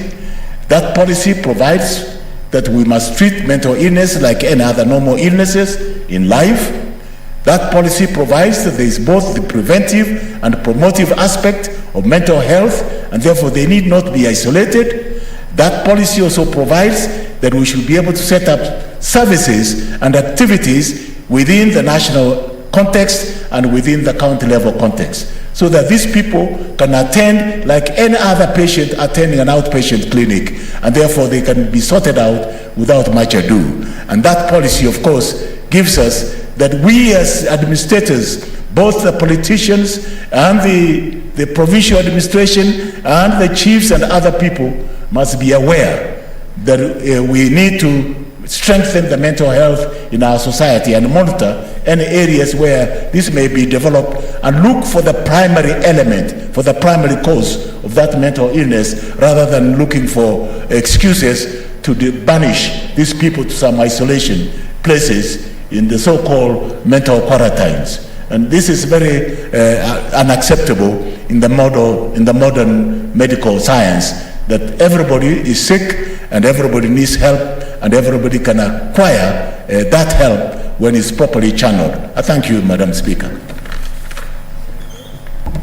That brings us to statements under 47.1.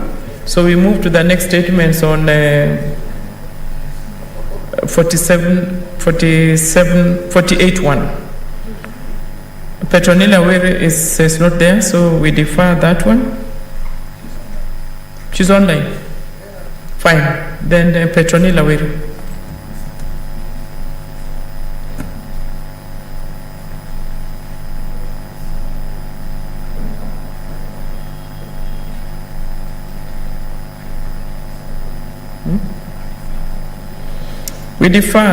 We defer statement by Senator Petronilla Were. The next one is by Nandi Senator Cherargei.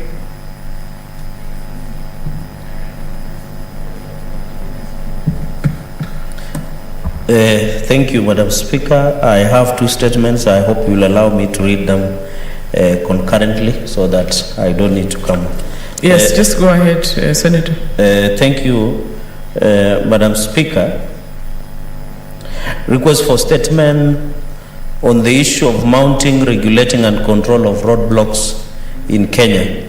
I rise pursuant to Standing Order 48.1 to seek a statement from the Standing Committee on National Security, Defense and Foreign Relations on the issue of mounting, regulating and controlling of police roadblocks in Kenya. In the statement, the committee should, 1, state the specific locations and number of gazetted roadblocks in Kenya. Number 2, investigate why Kenya Police Service has mounted many roadblocks along the major highways, especially along Eldoret, Nakuru, Nairobi Highway. Number 3, provide the names of other state agencies mandated to mount roadblocks in the country and state their specific locations. Number 4, outline the criteria used in mounting roadblocks along the highways in the country, giving reasons why the police erect roadblocks on rural access roads and on tarmac roads. Number 5, Madam Speaker, state whether the Ministry of Interior and national coordination of national government is aware of roadblocks mounted along Eldoret Kitale Highway, around Matunda and Moy's Bridge towns, where the police allegedly collect bribes and harass road users that, Madam Speaker, allegedly that you pay 2,000 when you are stopped, but when you enter into either of the cells of either Matunda or Moy's Bridge police station, you allegedly have to part with 5,000 Kenya shillings.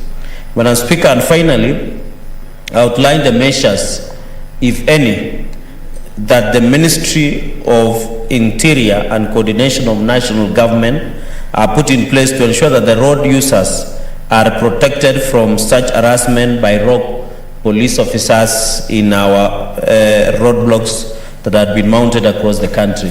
Secondly, Madam Speaker, request for statement on the Teacher Service Commission interviews for promotion and employment. Madam Speaker, I rise pursuant to Standing Order 48.1 to request for a statement from the Standing Committee on Education regarding the failure by Teacher Service Commission to conclude the interviews and for promotions and employment. Madam Speaker, in the statement, the committee should, one, state the reasons why the Teacher Service Commission has failed to conclude the interviews for promotion and employment in Nandi County, an exercise that was conducted between 8 to 19 February 2021 at Teacher Service Commission county offices countrywide. Number two, explains the reason behind the failure by the Teacher Service Commission to employ curriculum support officers in Nandi County, yet interviews were conducted for the same positions in the county. Madam Speaker, number three, provide the criteria under which the Ministry of Education and Teacher Service Commission uses in employing the curriculum support officers in Kenya. And finally, Madam Speaker, investigate whether the Ministry of Education has completed the exercise of interviewing and promoting curriculum support officers in the country, and state the number of curriculum support officers employed by per county in the entire Republic of Kenya. I thank you, Madam Speaker, for that opportunity. Thank you, Senator. No, we are not commenting on those ones. We refer them directly to the respective committees. 3 minutes, yeah, go ahead. But it's only one, we are only allowing that one. I'm sorry. Madam Speaker, in fact, I was hanging here because I wanted to make a comment on the first statement by the distinguished Senator for Nandi, the issue of roadblocks. Madam Speaker, this is probably the country with the highest number of roadblocks anywhere. I have counted, Madam Speaker, on one occasion, from Eldoret to Bungoma is 98 kilometers. And I counted 14 roadblocks in 98 kilometers. Every single turn, you're entering Turbo, a little town, a market. As you enter Turbo, there's a roadblock. As you exit, there's a roadblock. And all these roadblocks, Madam Speaker, are toll stations. And we need, as a House, Madam Speaker, to send a clear message to Minister Matiang'i and the IG that we need a better management of our roads. Because the problem is not the Minister of Roads, it is the security sector. Madam Speaker, I remember when I was your foreign minister, the president of Rwanda came to Kenya and said he's contemplating using the port of Dar es Salaam, despite the distance, because of the number of roadblocks from Mombasa to the exit in Malaba. And at every roadblock, the exporters and importers of Rwanda are paying money, making business extremely unbearable and expensive. We want to urge, Madam Speaker, as the distinguished senator has raised, that it is good to have roadblocks where necessary, either to battle crime, we want to arrest a wanted person that you know is coming through this route and so on. But it can't be routine that everywhere you go, they're checking your insurance. The next one is checking your brakes. The next one is checking something else. And in fact, Madam Speaker, you will be surprised that all these transfer traffic trucks, they are given a special envelope to drop at every roadblock. We must stop this. ESCC must come in this, NTSA must come in this, and the Minister for Security in this country must bring to order these disruptions. Because, Madam Speaker, I say this because we care for this country.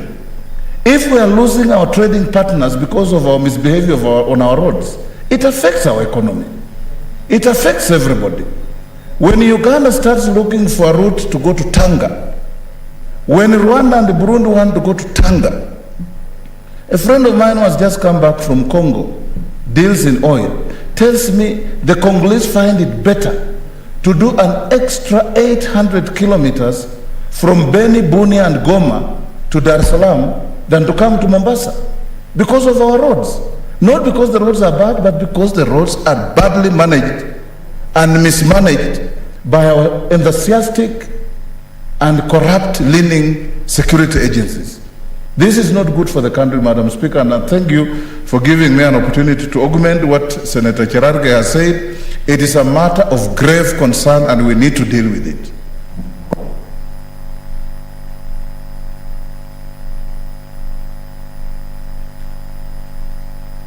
Honorable Senators, you know statements under 48A are supposed to be referred to committees, and our time for statement is far spent. So let me just give Senator Matsayo 2 minutes, please. Asante Speaker. Speaker, kwanza nataka kumpatia kongole ndugu yangu Cherargei, Senator wa Nandi, kwa hiyo statement yake kuhusikana na wale askari ambao wanaegeza usalama wakati wa jioni. Speaker, utaona ya kwamba sasa hivi vitu vinawekwa pale kama chuma za kuzuia watu ama kuzuia magari. Hata imekuwa tena sasa si mambo ya kuzuia watu peke yake, si kuzuia magari peke yake, lakini pia wakati ule wakiwa wameweka hizo wanazuia pia watu. Mara nyingi umeona ya kwamba vijana wetu ni vijana ambao huwa wanaketi katika maeneo, hususan wale vijana ambao wanatafuta riziki ambao wanaipata wakati wa jioni. Watu wametoka kazini, wanaenda manyumbani, wakati wakishashukishwa mahali kwa bus stage, wanachukua bodaboda, wanaenda nyumbani. Utakuja kuona ya kwamba Speaker, ya kwamba bodaboda ndio watu ambao wanapewa shida zaidi sana katika hii mambo ya roadblocks. Mtu amebeba abiria, anaambiwa kila safari atakayopita katika hiyo bodaboda, atakayopita katika hicho kikwazo cha kwamba ni lazima katika hiyo roadblock upite. Utaona safari hii akiwa anaenda anaambiwa lazima wache shilingi 50. Akirudi lazima shilingi 50. Sasa utapata kwamba kama safari yake ilikuwa leo atengeneze kama shilingi 200, atakuwa na shilingi 100. Na familia na yeye pengine na familia ya kuangalia ile pikipiki ameikodisha, ina haja ya kuingiliwa na petroli. Mwenye hiyo pikipiki pia anataka kitu hapo ndani. Sasa unapata ni hasara tupu ambayo inapata wale vijana ambao wanafanya kazi ya bodaboda. Sisi tunasema kwamba hivi viegezo ambavyo vinawekwa katika barabara kuzuia kama roadblocks. Nakubaliana na ndugu yangu Wetangula akisema ya kwamba hajaona katika nchi katika Afrika mzima kwamba Kenya. Speaker, unanipatia dakika moja nimalize kwa hisani. You are forgetting I gave you 2 minutes and your 2 minutes is spent. So you want another 1 minute? Have it. Okay. Go ahead. Asante Speaker. Speaker, kwa ukarimu wako mimi nasalimu amri. Mimi nasema kwamba wale watu ambao wanateseka zaidi ikiwa ni mabodaboda, kuwe na sheria ambayo itaweza kufuatwa, ili wakati wakiwa wanavuka pale kwenye ile polling station, polisi wawache kuchukua hongo kutoka kwa bodaboda. Asante, Mr. Speaker. Thank you, Senator. Now statement 4 is deferred. And we move to the next one, statement number 5 by Senator for Kericho. Senator Aaron Cheriot. Madam Speaker, I rise pursuant to Standing Order number 48-1 to seek a statement from the Standing Committee on Justice, Legal Affairs and Human Rights Committee on the closure of Kericho law courts. In the statement, Madam Speaker, the committee should one explain the circumstances which led to the closure of Kericho law courts on the 5th of March 2021, thus denying the residents of Kericho County and public in general the much needed court services. Number 2, outline the interim measures, if any, the judiciary is taking to ensure the criminal matters and other urgent matters are handled so as to minimize disruption in the service delivery and guarantee access to justice and as provided for in Article 48 of the Constitution of Kenya. 3, provide an update on the construction of Kericho law courts and the plans, if any, that the judiciary is putting in place to increase the number of law courts in Kericho County. And finally, Madam Speaker, state when the Kericho law courts will be reopened. Thank you.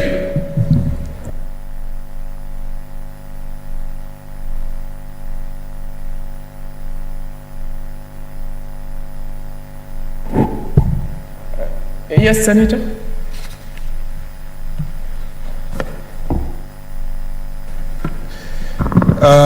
Madam Speaker, the issue of Kericho law courts has been a thorny issue in that region, in Kericho, and for all practitioners in the South Rift.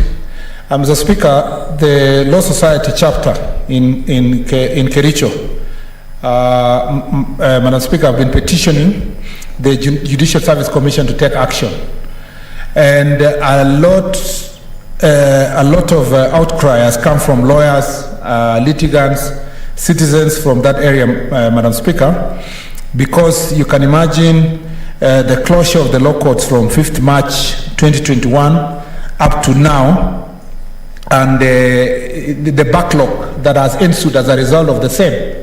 The information I have is that apparently the Kericho law court itself building was condemned by government officials responsible for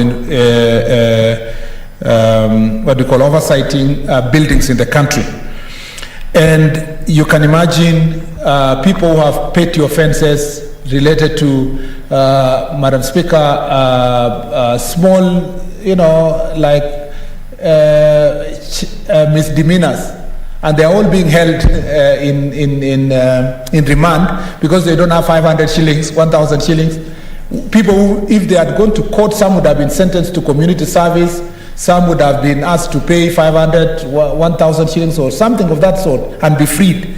Now these people are being denied their rights under Chapter 4 of our Constitution, our Bill of Rights. I think this is very serious. I hope Senator Mogeni, who is a senior counsel, will take this thing very seriously with the Committee of Legal and invite the JSC. I saw a story in the newspaper that the Chief Justice, less than 3 months, less than a month or two, since she came to office, was complaining that judicial officers or JSC officers are being invited to various committees of parliament. I thought, Madam Speaker, first of all, I don't want to give credibility to newspaper stories, but if that is true, because it was a headline story, if it is true, I hope that the Madam Chief Justice will separate her responsibility as the President of the Supreme Court and as a judge, and understand her role as an administrator and the chair of Judicial Service Commission.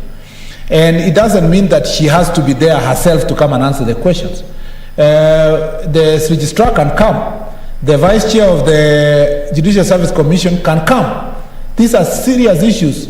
JSC should be interacting with Parliament as much as possible, because that is where we're discussing matters of resource allocation and improvement of infrastructure of the judiciary. There is a part of the judiciary that is not concerned with separation of powers, which is basically dealing with administrative and infrastructure issues. Then the other part where you cannot dictate to a judge what decision they are going to make, when she's sitting as a judge of the Supreme Court, that is a different decision. I hope the Chief Justice, and I'm very glad that this Chief Justice, Madam Speaker, believes in the bottom-up approach of resolving cases in court, and that is the right direction. From the President of the United States to the Chief Justice of Kenya to the hustler nation in this country, bottom-up approach is the only way of solving this problem. And in a bottom-up approach to management style, I want her to deal with this issue of Kericho expeditiously, come before the committee, or even before the committee is convened. The Chief Justice should take time to ensure that he resolves this issue of Kericho, so that lawyers, judges, magistrates... sorry, Senator Oshilo Ayako, do you have an intervention? Thank you, Madam Speaker. Madam Speaker, just touched by the non-access to justice by our people of Kericho County.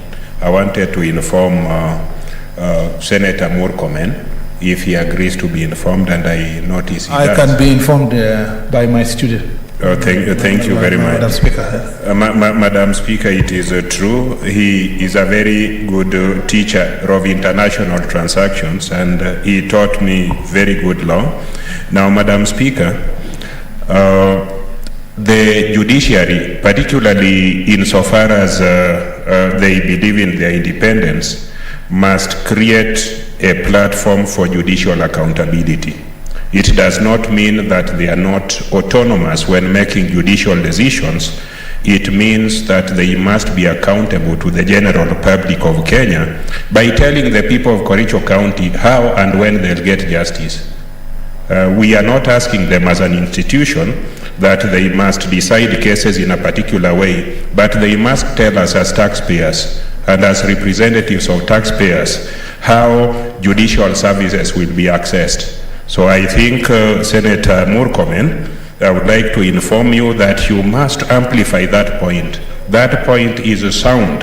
That point is good. All of us need to access justice, because without justice we can be bestialistic, we can be bestial, we can be very bad to one another. Thank you, Madam Speaker. Madam Chair, Senator Ochilo Yako was such a bright student in my class, to the extent that, Madam Speaker, sometimes he would assist the lecturer in sharing very important information in the class. And as you can see, he does it so gently without announcing to the whole world that he went to Alliance.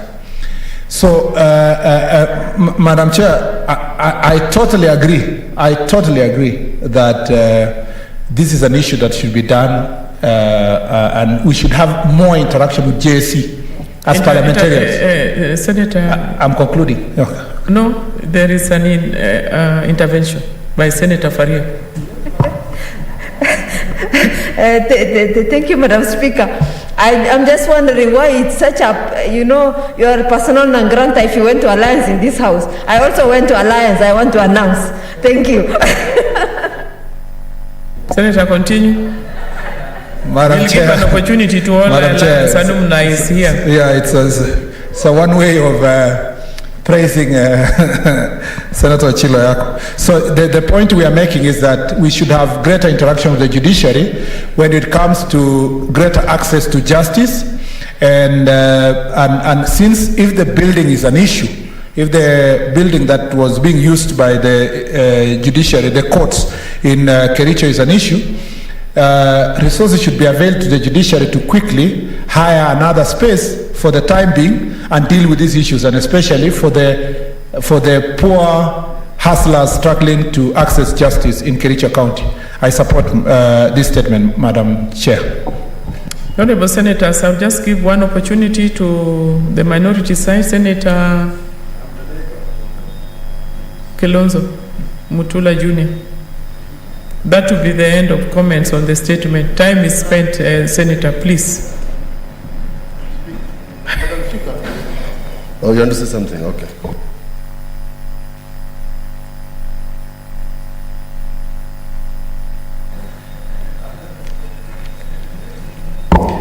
Madam Speaker, that issue raised by Senator Cheriot actually bothers me a little. And it cannot be right that a court can be closed and condemned since March of this year, and an alternative has not been done, has not been provided. Madam Speaker, I did an election petition in Makueni, and I can confirm that that building was makeshift.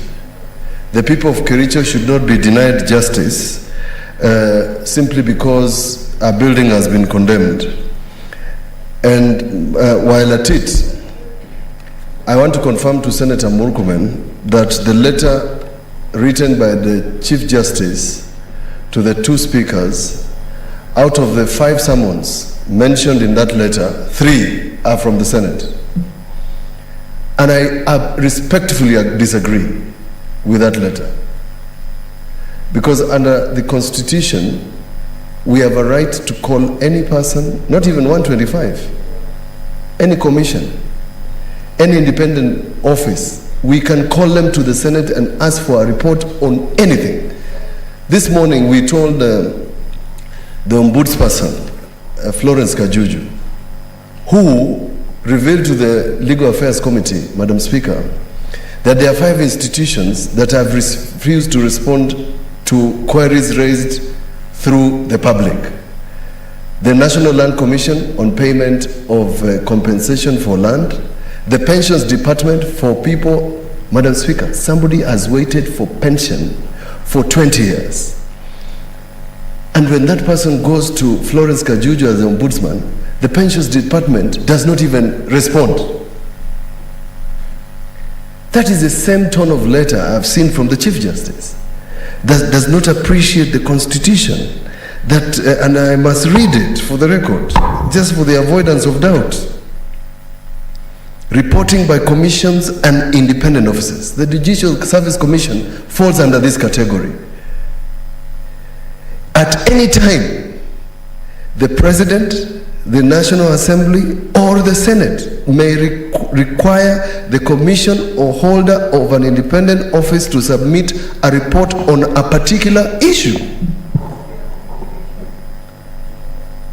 Madam Speaker, we are going to respond, and we will ask the Speaker to respond on our behalf, that the letter written to us by the Chief Justice is belittling this institution, because we can request for anything, and we can call them anytime,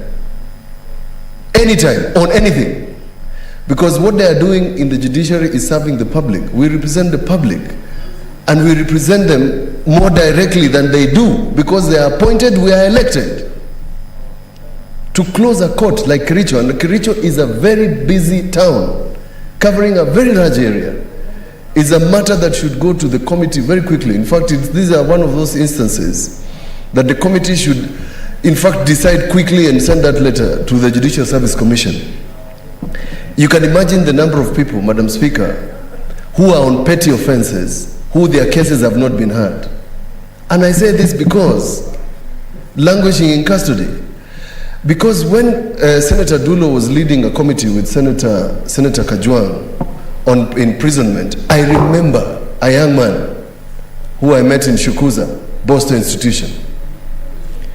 This young man told us that by the time his case was determined for him to be incarcerated in the Boda institution, he was sodomized so many times. That is the problem of keeping people in custody. I recently watched a video of a gentleman who is in committee, forwarded by Senator Faki, who is in custody for buying a mobile phone for his daughter that had been stolen from a crime scene involving the former police commissioner Matthew Itere. Madam Speaker, this matter is very urgent, and I hope that we can get some responses quickly, because the judiciary can even get a tent. The trial of Governor Boda, those who are watching, is it being done in a building? No, it's being done in a tent. Because the judiciary in Nairobi has found an alternative during COVID to dispense justice quickly. So if a building is condemned, buy a tent, make sure that the people of Kericho receive justice. Thank you. Senator Christopher Langat. Thank you, Madam Speaker, for also giving me this chance to add my voice on this very important statement from Senator Cheruyot, who is my neighbor from Kericho. I want to say, Madam Speaker, this issue affecting the Kericho Law Court, the closure of this law court has affected the southern part of Rift Valley. This is the court that has been serving Bomet and some parts of even Kisii and the rest. And I want to say, Madam Speaker, that closure of this particular institution is actually closing justice to the people of the South Rift. Just imagine those particular people, as Senator Kilonzo Jr. was saying, with petty offenses, rotting in police custody, and some of them are not guilty, but they are staying in police custody for months, up to even 9 months, suffering because they have got no money to hire advocates to bail them out. So this one has created a lot of problems, and just imagine such a situation during this particular time of COVID-19. They are really depressed and they are suffering. So I want to say this particular closure has really affected our people in the South Rift, Madam Speaker. And I want to say that justice delayed is always say justice denied. This particular law court should be open with immediate effect so that it may serve people in that particular region. I support this statement, and I want to say the committee that will take over this one should do with a lot of speed to make sure that justice is really given to the people of Kericho and the Southern Rift Valley. Thank you, Madam Speaker. Senator Masai.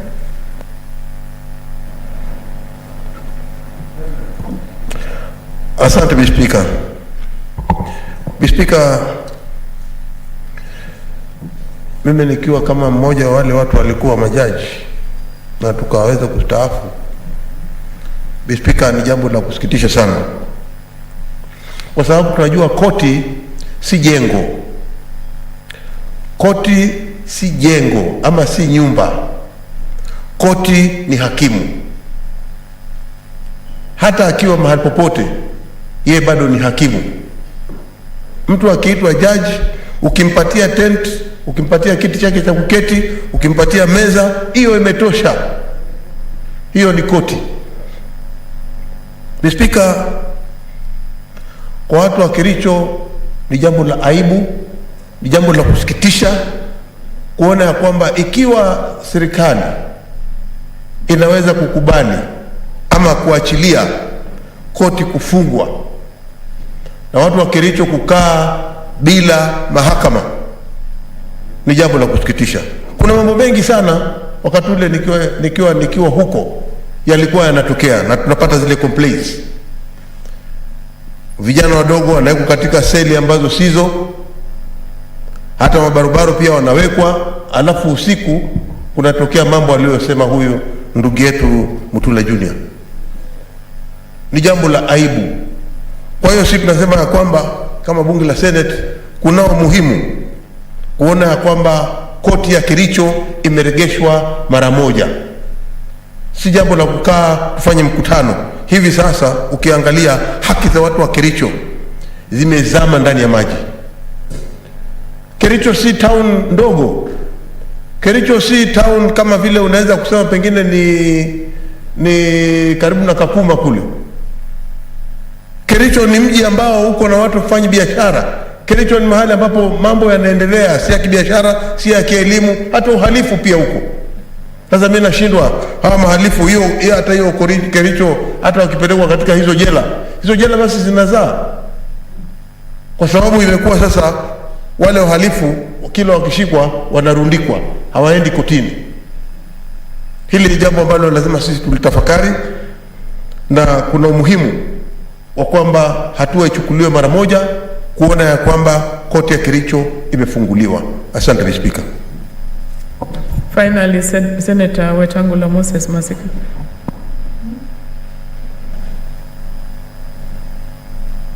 Thank you, Madam Speaker. Madam Speaker, as a long-time practitioner of law, we feel very sad when we read and hearing from a distinguished senator from Kericho that a court has been closed and nothing is being done about it. Article 48 of the Constitution, Madam Speaker, is very clear that the state must ensure every Kenyan has access to justice. And many other articles of the Constitution talk of speedy dispensation of justice, affordable access to justice, and people should not be made to suffer because of poor administrative decisions by any arm of government. Like my colleagues before me have said, Madam Speaker, and you are a lawyer yourself, a court is not a building. A court is an arena where justice can be dispensed to any person in need of justice. You can sit, we are being told about tents in the Boda case. You can actually sit as a court under a tree. As long as there is a judicial officer, in criminal cases there's a prosecutor, and they can dispense justice for Kenyans. So to close a court, Madam Speaker, and let people languish in custody on end because the judiciary is not functioning is wrong and is something condemnable. Madam Speaker, you've been reading, and as lawyers you know, that over 80% of Kenyans in custody, remand custody, or post-trial custody are people on what we call petty offenses. Snatching a phone, pickpocketing, petty burglary. Now they are even arresting boys on Boda without a license. You go to court, you are given a bond you can't afford. I remember we went to Kitui during the Senate Mashinani with the Senator Mutula Kilonzo here, Sakaja and others. Madam Speaker, in 1 hour we fundraised and got more than 23 petty inmates released. Somebody is in custody for the last 1 year because he could not raise a bail of 2,000 shillings. 2,000 shillings. And the courts just keep on mentioning cases. We must reach a situation, Madam Speaker, where certain petty offenses should attract free bonds. As long as people can turn up, I cannot believe that anybody found riding a Boda motorcycle without a license will run away from justice. Let's deal with criminals who are hardened and dangerous to society in a different way from the way we deal with unfortunate petty offenders, economic offenders, somebody passing by a maize field and plucking a cob of maize to save himself from hunger, ends up in custody for 2 years. This is not right, Madam Speaker. And I want to urge the new Chief Justice, who has come in with a lot of goodwill, that the letter we saw about accountability of the judiciary on the spending of public resources must have come out of improper advice. No parliament, Madam Speaker, in this country or any comparable jurisdiction will summon a judge to ask them how they arrived at a judgment in a case. That we can do. But we vote for money to go to the judiciary, to build structures, to run their day-to-day expenditure. They have to account for that money. And Parliament will appropriate funds to government departments and will also hold those departments to account. You remember, Madam Speaker, in 2013, when the Auditor General questioned that the judiciary had spent 68 million on the inauguration of the president. The judiciary has never been given any authority to spend money on a presidential inauguration. And you can tell that that money was actually misappropriated, if not stolen. Those questions must be there. If we give the judiciary money to buy vehicles, and instead of buying new vehicles, they go to Dubai and buy second-hand vehicles, questions will be asked. If you give them money to build a courtroom in Mandera worth 60 million and you go there and find a courtroom worth 10 million, questions will be asked. Those are public resources. So I want to urge the Chief Justice that in case there is a disconnect in communication between the courts and Parliament, let both institutions have liaison officers that can help in a smooth communication and running of affairs, but nobody, and I repeat, nobody in this country, as long as you are in public, administering public resources, you will be asked questions, and you must answer those questions. And we want the people of Kericho, and Madam Speaker, you come from very close to Kericho. I'm sure some of your people are languishing in custody in Kericho because their cases cannot be heard. Somebody from Nyakaju goes to Kericho and tries to ease himself by the roadside. Somebody turns up and says, Maliza 20. They end up in custody and they stay there for a long time. So we want courts to function everywhere so that Kenyans have easy access to justice. Senator Msuruve.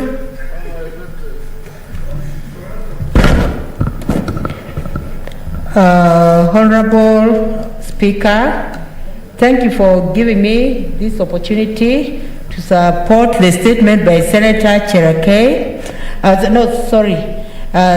Senator Cheriot concerning the closure of the courts. Honorable Speaker, when it comes to issues of courts must always be open. And I'm saying like this, Honorable Speaker, because in a society, you'll always find that people have issues. And sometimes, if people are not managed well, they may even take the law in their hands. Like in a situation where there is crime in a village, and this matter is not reported to, to the, the authority that's supposed to deal with it, authorities that enforce law. You'll find that people can take the law in their hands. It has been evident that sometimes a thief is found and is even burnt to death. Sometimes he's even stoned and all that. But you see, when courts are in place and they're open, then the law can actually deal with such crimes. And Honorable Speaker, when the courts are also closed, the rate of crime goes high. And when the rate of crime goes high, there are many things that will be affected. Issue of development. Like for example, in a situation where someone's stall is broken into and all his goods, merchandise are taken, that already takes that person back very many years because he already had a startup capital that he invested in his merchandise and he has started earning a living. But when crime happens and all his goods are taken away, it means that the person cannot even provide for his family. Honorable Speaker, there are cases also when we see people being mugged in their own houses, people also having their houses being broken into and their premises. So if the law is not there to enforce, order, to ensure that people are safe, to ensure that people are secure, we'll have a lot of insecurity. And in a state where we have a lot of insecurity, then the environment is not conducive even for development. The environment is not conducive for trade. And Honorable Speaker, even human rights will also, basic human rights will also be violated, Honorable Speaker. And I want to say that there is need for urgent reopening of the law courts in Kericho, so that the people of Kericho also are not, are not affected unnecessarily. And Honorable Speaker, as I speak about the issue of reopening these law courts, we have also to find out, are there other law courts in other parts of the country that are also closed? In the 47 counties, there is need for the laws to be open. And Honorable Speaker, there are also cases of land that sometimes have taken too long. You find that neighbors have been having issues of land, and you know how emotive land can be. Sometimes even you'll find neighbors murdering each other, killing each other, because the cases are dragged and the land issue has not been resolved. But if these issues are brought, on board and they're solved in court, that is a legal way of guaranteeing someone to have his land peacefully, Honorable Speaker. Because there are some people also who arrogate, land to themselves, the land that does not belong to them. Some people even arrogate, land that belongs to the poor and the vulnerable, around them, and they make it their own. But when the law courts are open and issues are taken up legally, then people can have their deserving, titles for lands, their deserving cases resolved, amicably. Honorable Speaker, the issue of human rights is an issue that we must all be concerned as senators and in the 47 counties. And when it comes to these human rights issues, the law comes in clearly to ensure that people's rights, basic human rights are not violated, Honorable Speaker. When you're talking of human rights, we are talking of many rights. We are talking of, a right to stay anywhere in this country, a right to own property, a right to do what you are doing. As long as you are within the confines of the law, you are supposed to be protected. And Honorable Speaker, the Constitution comes out clearly to state that everyone needs protection. Sometimes we find that people end up not being protected just because of criminals. Like, I want to talk about the issue, to cite the issue of Boda industry. And Honorable Speaker, I remember you came out very clearly about the Boda industry. In the Boda industry, you'll find that sometimes even Bodas are, mugged. Sometimes they're even, denied their rights to ride, because sometimes they ride people who are even muggers. They ride people who are ready to attack them. But these people should be protected. And who protects them? It should be the law, Honorable Speaker. So that they're identified, they're given protection, because they provide economy for our country. They make sure that they're able to get a living for their children, Honorable Speaker. And they're some of the best thriving business people, Honorable Speaker. Now, Honorable Speaker, I support this statement, and I strongly support that all law courts should be open so that justice is not delayed. Honorable Speaker, if justice is denied, if justice is delayed, it is very unfair for a country that is supposed to be peaceful, for a country that preaches peace. Honorable Speaker, since the colonial times, we have been striving for peace. And so, Honorable Speaker, we need to do it legally, we need to do it lawfully, so that all citizens feel that they're protected, they're secure, and they're able to do their businesses, progressively, as Kenyans. Thank you, Honorable Speaker, for giving me this opportunity. I support this statement. Thank you, Senator. Finally, we give to Senator Mwinyi Haji. Senator for Mombasa, where he's on Basho.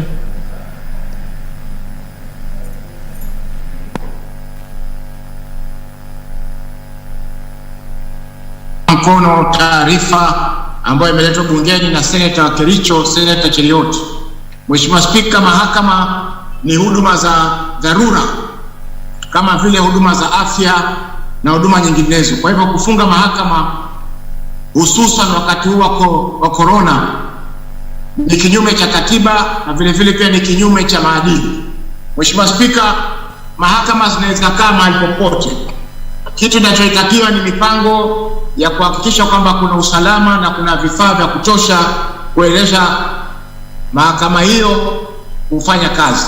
Mheshimiwa Spika, tumeona Mombasa mahakama zimekaa chini ya miti na watu wakahukumiwa na wakapata haki zao, na vile vile chini ya hema mahakama zimeweza kukaa pia bila matatizo yote. Kule Rwanda wakati kwa kunasikizwa kesi za jinai kutokana na mauaji ya kimbari ya mwaka 1994, mahakama nyingi zile za Gashasha zilifanywa chini ya miti ambapo wananchi waliweza kupata huduma bila matatizo yote. Kwa Mheshimiwa Spika, kunyimwa kufungwa kwa mahakama katika eneo la Kericho, Mheshimiwa Spika, unasababisha dhiki nyingi kwa wananchi ili ambao wanahitajia mahakama huduma za mahakama wakati wa kesi za jinai na vile vile kesi za kibinafsi ambazo zinafanywa katika mahakama hizo. Mheshimiwa Spika, pia nachukua fursa hii kukemea kauli ya Jaji Mkuu anaposema kwamba bunge halina nafasi ya kuweza kuichunguza Judicial Service Commission. Mheshimiwa Spika, tume zote zinapokea ruzuku kwa serikali, na hii kama tume ya mahakama pia ni moja zile tume ambazo ziko kikatiba na zinatakana zieleze ama zitoe tarakimu zao kwa bunge. Kwa Mheshimiwa Spika, kauli ya jaji mkuu haifai kunyamaziwa. Lazima bunge liweze kutoa taarifa na kumjibu jaji mkuu, kuhakikisha kwamba hawazuii maafisa wa mahakama kuja bungeni kujibu maswali ambayo wanatakana kujibu. Asante Mr. Speaker kwa kunipa fursa hii. Thank you, Senator. Next order.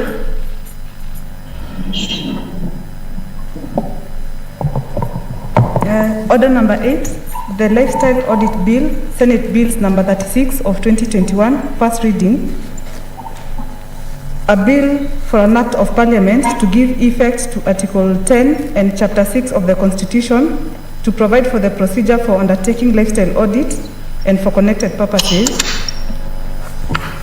Next order. Order number 9, the Intergovernmental Relations Amendment Bill, Senate Bills number 37 of 2021, first reading. A bill for an act of parliament to amend the Intergovernmental Relations Act to streamline the procedure for the transfer and delegation of powers, functions, and competencies between the two levels of government and for connected purposes. Next order.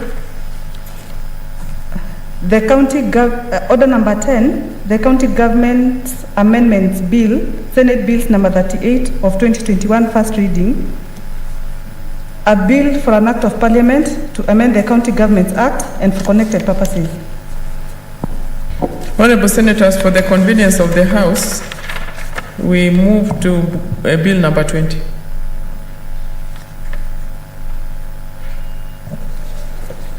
Order number 20, the County Vocational Education and Training, Senate Bills number 6 of 2021, second reading.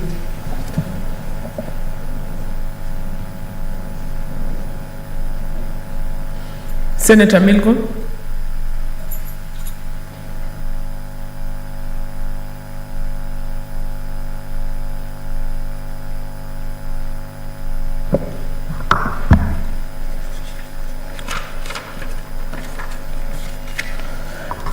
Thank you, Madam Speaker.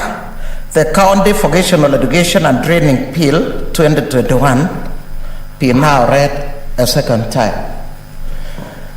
Madam Speaker, before I go through this bill, I want to take this opportunity to thank my committee members, the great committee members of Education Committee that came up with this bill. First of all, Madam Speaker, it is just recently that I celebrated the first anniversary of being chair to this committee. And Madam Speaker,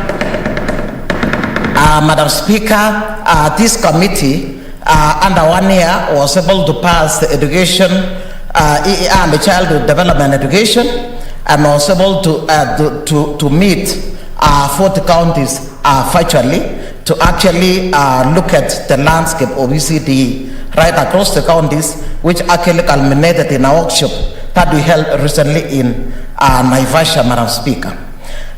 Secondly, this vocational county training bill, Madam Speaker, again, we are going through the landscape of vocational education training, and already 6 are standing. We have already met again virtually 14 county governments, and we are on our way to meeting well over 40, that is all of them, before the close of business of this parliament. In other words, we shall be able to pass the bills that speaks to the education, the functions that belong, or in this case that affects, that are domiciled at the county governments. Madam Speaker, my committee came up with this vocational education training bill based on the fact that sustainable development number 4 is speaking to issues all-inclusive education and leaving no one behind. Madam Speaker, we did realize that despite the fact that there has been free education starting in 2003, what happens is that we still have children left out after completing 8 classes, standard 8. We even still have others being left out. That is, those completing standard 8, not all of them will join the second level of education despite the fact that it is free. And then those completing high school, like for example this year, those that completed high school, second cycle of education was 747,161. But then those are the only ones that will change. Those that will change university education are 747,161. But then 604,021 will not qualify to join university education, Madam Speaker, nor will they qualify to join a higher diploma in TVETs. For this particular case then, Madam Speaker, we did realize that there is need to develop the vocational training centers to actually take up this particular load, and in this case develop skills that are important for startup businesses, they are important for self-employment, and in this case develop varied careers in construction, in healthcare assistance, in mechanization, in technical such as computer, in agriculture, machinery, and even in carpentry, automation, and such like, Madam Speaker. Madam Speaker, we are now in a changing world where the economy is changing and more than ever before requires technical skills, and therefore as a country we need to actually rethink the mission to actually provide or present students with high skills that in this case will be transferable, that will apply to the new economy. Madam Speaker, it is time to invest heavily in technical and create skills that will in this case spur jobs in the blue economy, which is the new frontier in employment for our youth, Madam Speaker. This is away from the white collar jobs that has been there for a long time. Madam Speaker, this will go a long way in curing unemployment of the graduates from technical institutions, because those graduates with technical skills, Madam Speaker, are actually not going to look for employment, but then they find them, and therefore they'll be constantly employed, because construction will always be there. We have very many jobs that require such skills, and therefore employment is guaranteed. This is the very reason, Madam Speaker, that the Jubilee government in 2013 thought of actually setting up, came up with a strategy to set up TVET institutions in every constituency, and at the same time requested the county governments to fund vocational training centers which are domiciled in those particular counties. Madam Speaker, furthermore, we need to churn, as I said, this is a new economy, we need to churn job-ready graduates which will spur, or in this case, have skills set to actually be in tandem with what is happening in the world over. Like, we need skills to attain the Big Four agenda of manufacturing, universal healthcare, affordable housing, food security, as well as Vision 2030 and the 17 Sustainable Development Goals of achieving high growth. Madam Speaker, just apart from this, there is the political, the social, and the economic blueprints that in this case require, or in this case, are skills intensive. Madam Speaker, apart from this, we also have Agenda 2063 that is expected to actually come up with flagship projects that will actually spur an all-inclusive economic growth in our country and Africa at large. And Madam Speaker, these are in the areas of agriculture, for value addition, they are in the areas of industrialization, in the areas of logistics, in the areas of transport, in the areas of machinery, food and beverages, they are in the areas of even science and technology, they are in various areas that are skills, with demand high skills, Madam Speaker, and this will go a long way to provide high quality standard of life, and in this case, where citizens are living, having a very wonderful well-being, Madam Speaker, and they cannot be able to do this without gainful employment. Furthermore, Madam Speaker, with the recent COVID-19, we did realize that even the best of managers, the best of institutions were beaten hands down because of the fact that they ended up, in this case, having closures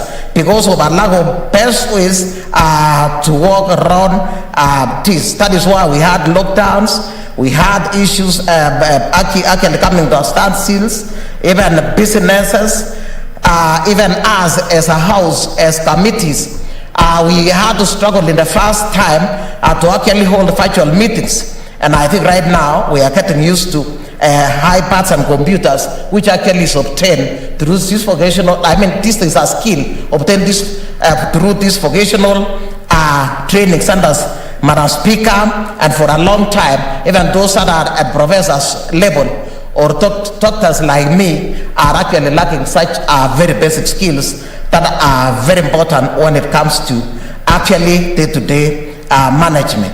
Madam Speaker, looking forward, we are told as we are looking at COVID-19 that every 100 years there is bound to be a calamity, and therefore we must be developing skills that are futuristic to be able to actually handle such disasters if they are going to come again. Furthermore, we have to encourage our politicians to actually develop, or in this case, work around the skills that are going to spur economic, social, and environmental demands, so that in this case we shall become self-reliant. Madam Speaker, there is also the issue of climate change that is calling for green economies, and green economies again are skills, high skills demand, and in this case, the very reason why we must, in this case as a country and as counties, encourage education that will rely on ability to train, upskill, reskill, and even empower people to take up the new jobs. Madam Speaker, the green economies are bound to create up to 24 million jobs that are very skills intensive.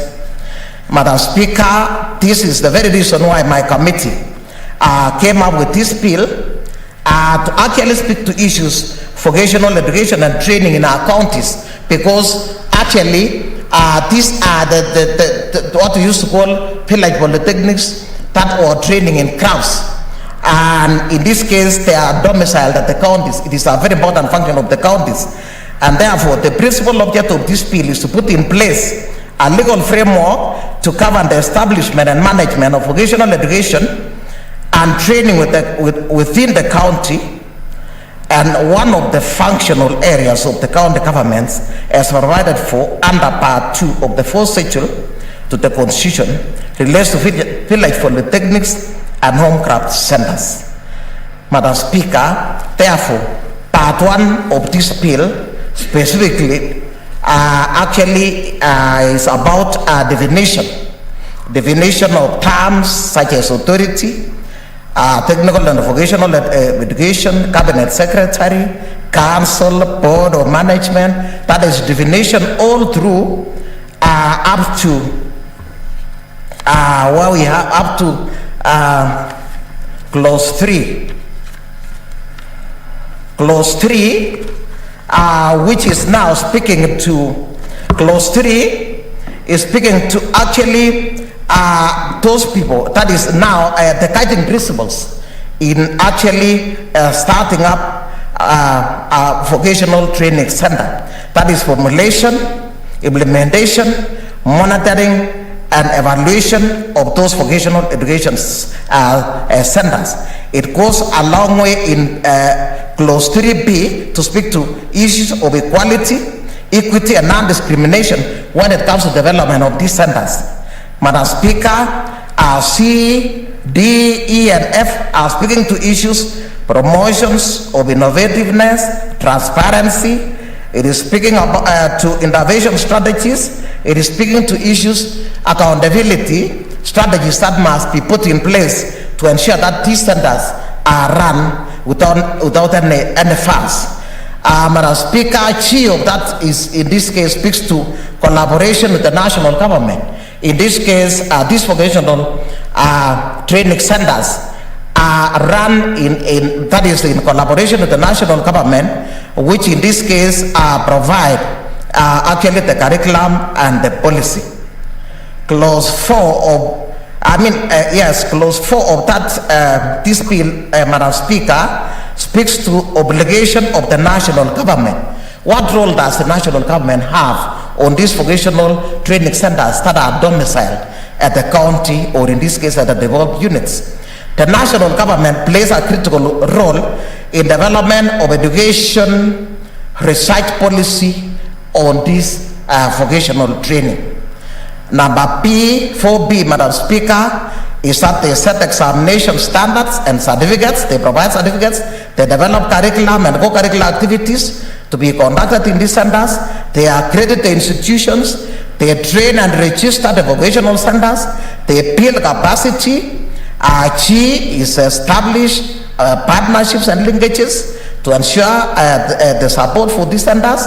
H, in this case, setting of standards for registration and licensing of vocational centers, setting of standards, that is under F, and share in this case is provision of budget and resource mobilization to subsidize vocational education centers. As I'm reading number 4F, clause 4F, Madam Speaker, no, clause 4J, Madam Speaker, it is unfortunate because earlier on, before the budget 2020-2021, this developed unit used to receive Kenya shillings 2 billion that was ring-fenced for vocational training centers. However, right now, this particular budget is going out as equitable share. And at the course of my committee, actually looking at the landscapes of vocational that is training centers, we did realize that there are governors that have not even scratched the ground. They have not even provided any materials, Madam Speaker. Neither have they even employed trainers in those particular centers. And even if they have employed, there is no scheme of service to pay them. And therefore, they are demotivated. They cannot even work. And we do not expect any gainful learning in those particular institutions. Therefore, I'm quite worried because of that Kenya shillings 2 billion. And we kept on actually struggling as a committee to bring it back. But when the close of the budget came, this one was still dispersed as equitable share. I hope in this case, the county government, some of them have told us that they'll manage to ring-fence through the enrollment, but I do not know whether they'll manage to do that. But as a committee, during the remaining time, we are going to follow up on that. The national government again plays a critical role in vocational. Senator Dr. Milgo, yes. There is an intervention by Senator Faria. Okay. I wanted to know if she wants to be informed. There's something I want to give her in terms of the budget. The budget of this year compared to last year, there's 53 billion extra that His Excellency President provided. Remember, after they had the stalemate in the Senate regarding the formula, the 53 billion extra was provided. And given each county has much more money, so unless a governor does not want to do the vocational training work, they have much more money at their disposal that they can use. I just wanted to send, so let them not give you that excuse that ring fencing is not there, therefore we don't have to do it. They have much more money that was at their disposal, much more than what was at their disposal last year. Thank you, Madam Speaker. Proceed, Senator Milgo. Thank you, Deputy Majority Leader, for that information. Actually, you know what we mean by management, and we know our governors. When there is nothing specific, they'll always actually mismanage. They will divert the funds, and we are saying, come the future, if it is possible, it is important to ring-fence that particular funding, because all the time it is important when we have funds and they go to the county functions full of funds, and in this case to be identified for the various food hits. Another very important function played by the national government under Clause 4K is monitoring and evaluation to ensure implementation is going on well. Another under high is in this case implementation qualification framework, and to check on progress and to recognize qualifications and credit transfers and waivers. M would be looking at implementation framework for progress in terms of training. Clause 5, Madam Speaker, speak to issues obligation of the county governments then in developing this. This is where the 2 billion now comes. They play a very critical role in terms of procuring and putting in place the necessary infrastructure. Just apart from this, of course, to ensure learning and teaching resources for delivery of these particular important training skills. They must be able to accurately assist in formulation and implementation of specific programs and policies borrowed, of course, from the national government. And in this case, they are also responsible for staffing the same institutions. And Madam Speaker, as you are interrogating the governors, we did realize that some of them have employed those ones that are not trained. And you remember in the beginning I said these are very high skills. That is why we were beaten hands down when it came to virtual meetings in the first instance. And in this case, some employ those that are not trained so that they can pay peanuts. And so without, despite the fact that we have been, the ministry set out actually a scheme of service, we found that some governors are still actually moving around with no scheme. Also, the county government is responsible again for implementation of policies and strategies and standards that should be developed under the implementation of this act. They are also supposed to provide funding necessary for development of education standards. They are also supposed to identify trainees with special needs and develop assessment centers that we are calling EAC centers. These EAC centers are not there. Therefore, at the course of our interrogation, we were asking them how they identify those that are having hearing impaired, those that are not seeing, those that have got mental cases, and that they are only simply saying they have developed a ramp. Somebody is imagining that disabilities is simply a ramp. A ramp is not the end of the story. They are assistive devices, and in this case, they must be able to develop centers that we are calling EAC centers, assessment centers, to know this child should be placed where. That is for placement. Under clause 5G is speaking to public awareness and advocacy. We did realize as a committee that there is stigmatization. Normally, kids do not want, or rather, students do not want to join these institutions because they are imagining that they are for failures, they are for those people who are desperate. So this stigmatization again, the county governments are encouraged to actually create awareness on the importance of the skills that are developed through this. Under 5H, Madam Speaker, to collaborate, the county government is supposed to collaborate with the national as well as local institutions to provide vocational education and training and to promote access and up-to-date and timely information. Clause 6, Madam Speaker, is speaking to the issues, the role of management of vocational education centers, and that is set out under 6A up to G. And that is, they must put in place the necessary structures, employ qualified instructors, administer the curriculum that is already put in place, ensure provision of quality service, ensure the premises are put up as based on occupational health and safety regulation in the building standards prescribed under this act. They must provide the necessary training and learning materials and equipment. They must also meet such other requirements prescribed under this act. Clause 7, Madam Speaker, speaks to trainee with special needs. Again, as a committee, we are advocating for integrated centers, which in this case are cheaper to run as compared to each county now saying we are developing a special needs center for the blind and then for the hearing impaired, for the mental case. But then if they are integrated to the main school, what happens is that these particular kids with special needs shall come the future shall be integrated very easily even to the society. But every time we separate and take them to separate institutions, they'll feel that they are not wanted, they are not part of the society. So then clause 7 again, 2A continues to speak about the infrastructure necessary to actually incorporate or to provide an all-inclusive education where we have all kids, including those with special needs. So the type of infrastructure, B is speaking to facilities necessary. I said equipments will be those with useful for hearing impaired, those that are blind, those that are having different types of disabilities, and even the nature of the training. And then again, D is specifying capacity building for the trainers. And then again, the special facilities that are necessary set out under E. F in this case is setting out the measures on affordable and to put up, or in this case to acquire, assistive devices. We found that some governors were actually buying an assistive device at a very exorbitant price.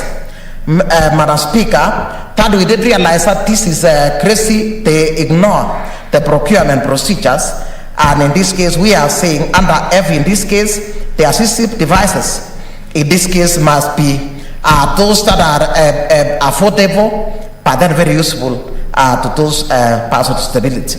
Number 373 in this case is speaking to how the county executive committee member shall be able to actually ensure that persons with disabilities are actually trained, accommodated, they receive an effective curriculum. Part 2, Madam Speaker, is establishment, registration and accreditation of vocational education and training centers. And in this case, it sets out under clause 8 the categories of vocational training centers that are out there. And in this case, it's specialized. The type, there are those that are run by private, and then there are those that are public, established by private and public. And then under 9, Madam Speaker, it is speaking to the fact that the county government, in consultation with the relevant stakeholders, must in this case establish and maintain a record of all those training centers, including integrated centers, so that the demand of one register, one will be able to tell how many integrated centers are here, how many vocational training centers are in this county. Clause 10, Madam Speaker, is speaking to issues sponsorship. We say sponsors come in form of religious persons, and here in this case, these people must be, in this case, there must be a regulation to govern them. We have seen in the past how religious people will come and even want to affect the curriculum, but we are saying the role of the sponsor here is to ensure that there is quality education, and in this case, education and training, and they must work together with the board of management in line with the curriculum set out by the Ministry of Education. Under 10.3, Madam Speaker, that one is speaking to the issues where the sponsor may make recommendation when the curriculum is being reviewed, and then in this case, how they can provide financial service to do infrastructure. Under number 10.4, Madam Speaker, that is the checks to avoid compromising professional standards that may come from sponsors if they are not sure of their function. Number 10.5, Madam Speaker, in this case is to avoid, is speaking to issues to avoid the faith-based institutions from actually influencing the curriculum. Clause 11, Madam Speaker, is talking about registration of persons to provide training in those particular institutions. In a short while, we shall be bringing another bill on interpreters and trainers. But this bill also is speaking to how we can license the people who are going to train, so that we do not have every Dick, Tom and Harry going to teach in these training institutions. For a long time, Madam Speaker, people have actually taken vocational training centers as if they are just there for its own sake. But you will realize, I have said, they are the skills, they are the futuristic skills required to spur our economy. So again, this B under number P, that is 11P, it is speaking to how a license of a trainer can be cancelled. It is also speaking to how C is speaking to how the trainer can be suspended. D, how that trainer in this case can be updated on issues that should be going on in that, in terms of training. And then C is speaking to, E is speaking to learners in all the training centers. So how many learners? So that at the opening of that particular registration register, we can know the number of learners. F in this case is talking about vocational integrated centers. And in this case, I said earlier that integrated centers are cherished more than those that are set aside. She will speak to issues of executive county member who may from time to time determine the people, or in this case, what happens in the various vocational training centers. Glostella, Madam Speaker, also continues to talk about registration of vocational education training centers. And in this case, speaks to what is required, and this is in line with what is specified in the VETA. That is the Technical and Vocational Education Training Act on the requirements before registration. 13 goes on to describe the registration and licensing of vocational education center. 14 goes on to prescribe what the vocational centers, the requirements that the vocational center must meet before any registration, such as they must meet the occupational health and safety requirements and building standards prescribed under this act. 14P will also prescribe the vocational center must be able to show clearly the type of training that is being offered in that center. Madam Speaker, P of that is talking to the type of instructors that are there, the qualification, the registration. Clause 15 talks about accreditation. Again, accreditation is done under the Technical and Vocational Education and Training Authority boards for accreditation from the national government. 15.2, Madam Speaker, is setting out how one can apply the form that is used to apply for accreditation. 15.3, Madam Speaker, is speaking to issues the type of curriculum that must be set out by the Cabinet Secretary. So the curriculum, as I said earlier, is actually the role of the national government, so that we have a standardization of vocational training right across the country. Madam Speaker, clause 16 speaks to cancellation of a license and the registration, so that we don't have, in the past, would have people waking up and just going to cancel a certificate. But then here, there is that there are procedures to be followed before a certificate to provide vocational education and training is cancelled. I said earlier, this vocational education training, there are those that are run by private entities and those by public. So we can find that at times there are those that have violated the act and they must be cancelled, but then they must be given a chance actually to explain. And so they must have, in this case, under 16A, B, C, must maybe have had some, shown some criminal activity. Maybe they could have actually shown that they have closed down without actually specifying the reason why. And then 16.2 is also still speaking to a role of the executive committee member on going about this. Where the committee member must ensure that the licenses that are issued must, in this case, are met, the institution must have met the requirements before such licenses are issued.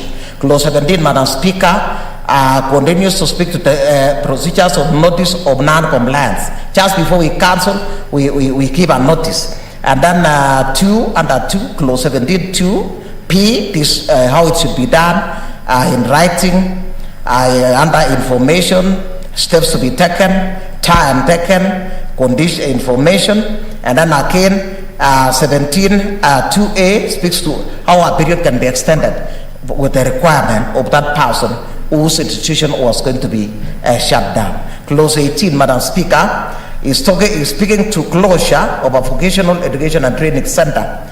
Again, it cannot be done without consultation, and here the county executive member must consult up to and including the national government. Madam Speaker, that goes all the way up to 4, which is still speaking to how closure shall be brought. Number 3 is speaking to the manner in which those that are failed are handled before the final closure. Clause 19, Madam Speaker, is also speaking to how that is the penalty. How if a person contravenes the provisions of 10.3, 12, 15, 18.1 of this act, that person commits an offense liable to a fine not exceeding 5 million and imprisonment of a term not exceeding 3 years or both. Part 3, Madam Speaker, shows the management of vocational, is speaking to management of vocational education and training. And this one actually starts with clause 20, where each county government is responsible for the overall management of course management through a board of management.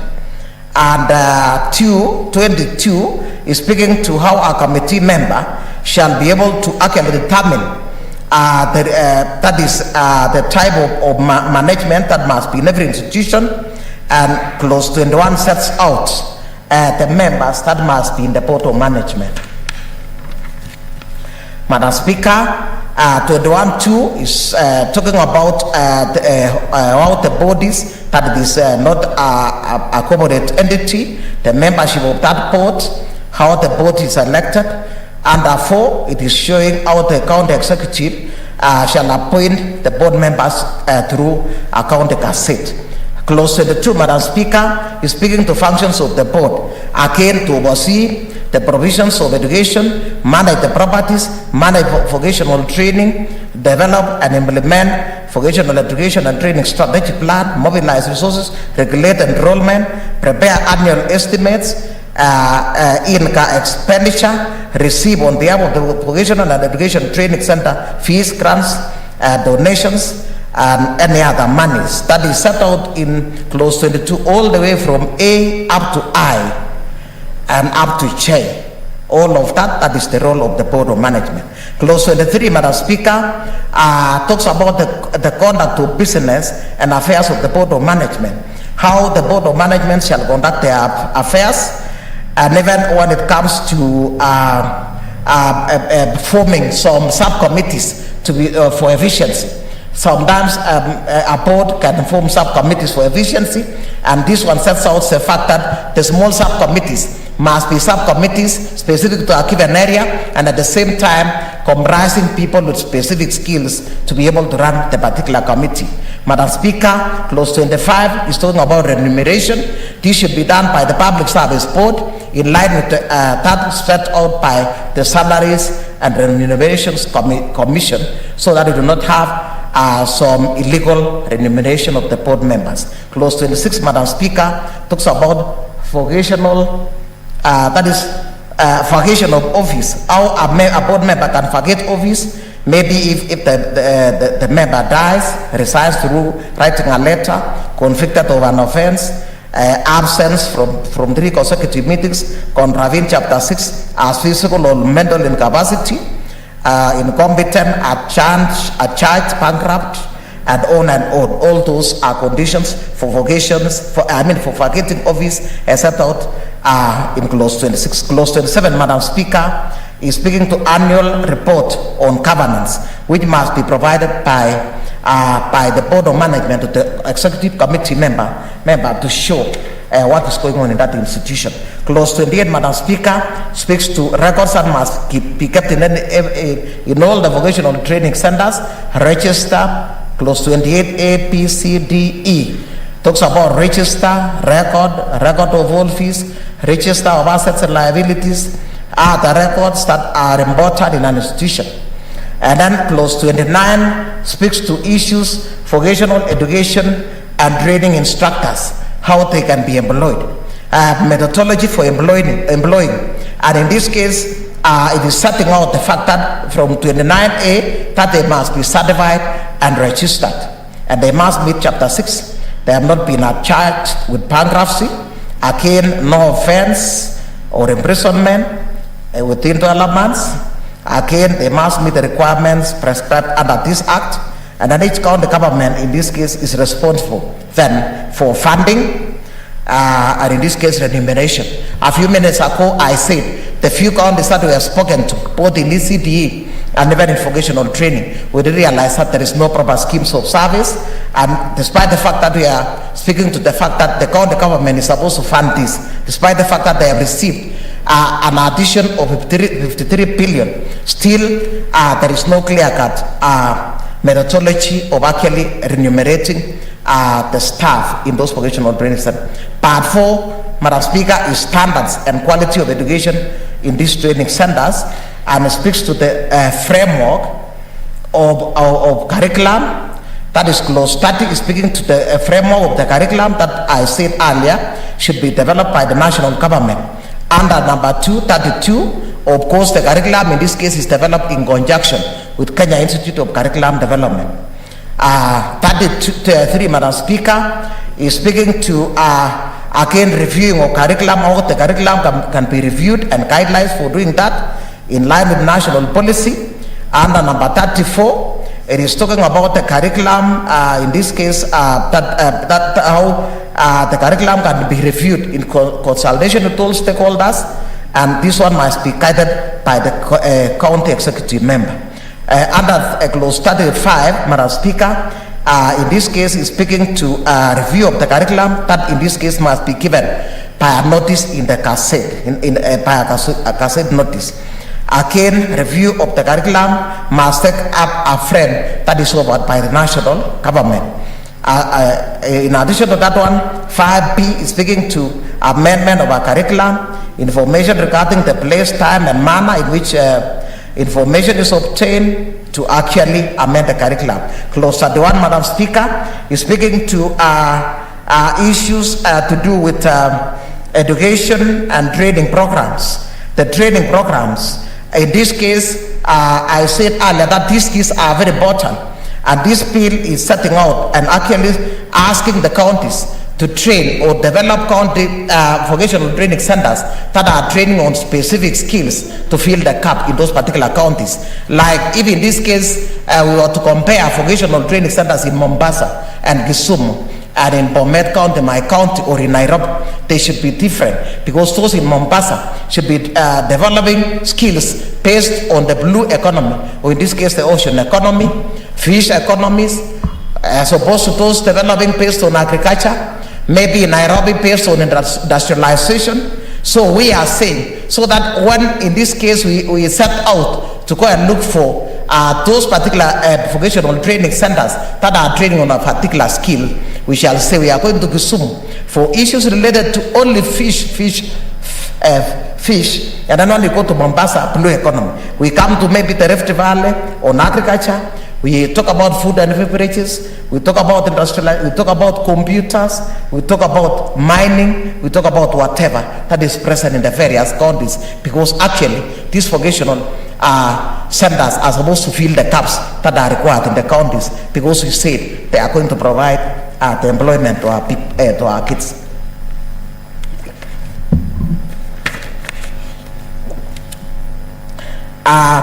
That is appropriate to those counties, trainer center, standards prescribed, qualification, all the way up to 4. We are talking about specific to those particular counties. Clause 32, Madam Speaker, is talking about examination and competency assessment. This is a function of the national government in consultation with the county governments, which are responsible to ensure that examination and assessments are up to standard. And then under P, certification. And then number 2, the council in this case shall ensure that the skills provided are actually within the frame set out in the national policy.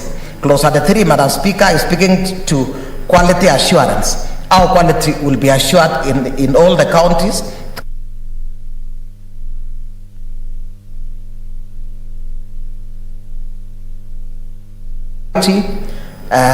Standards and relevance.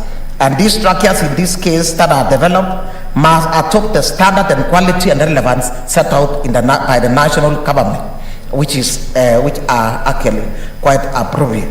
In addition to this, the quality assurance and standards must ensure that the processes, There are processes that ensure for continuous review so that we do not go and assess a center once a year and then that is over.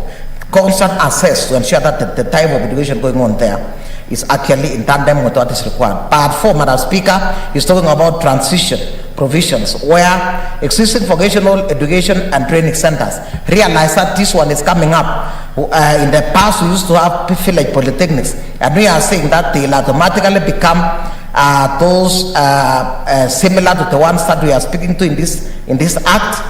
But then at the same time, they must be registered. They must be registered afresh. Or in this case, renew their licenses. They need to apply and register. And then that is clause 34. 5 is still talking about transition of the same centers from the earlier very low village polytechnics to fairly upper standards and with better skills, better facilities, better infrastructure.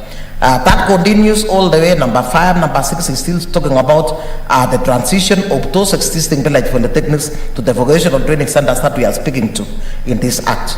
Clause 35, Madam Speaker, is speaking to preservation of licenses, certificates and registration, which must be kept, in this case, in such a way that any person that walks into these centers will be able to inspect these instruments at the press of a patron, or in this case, they must be supplied for inspection.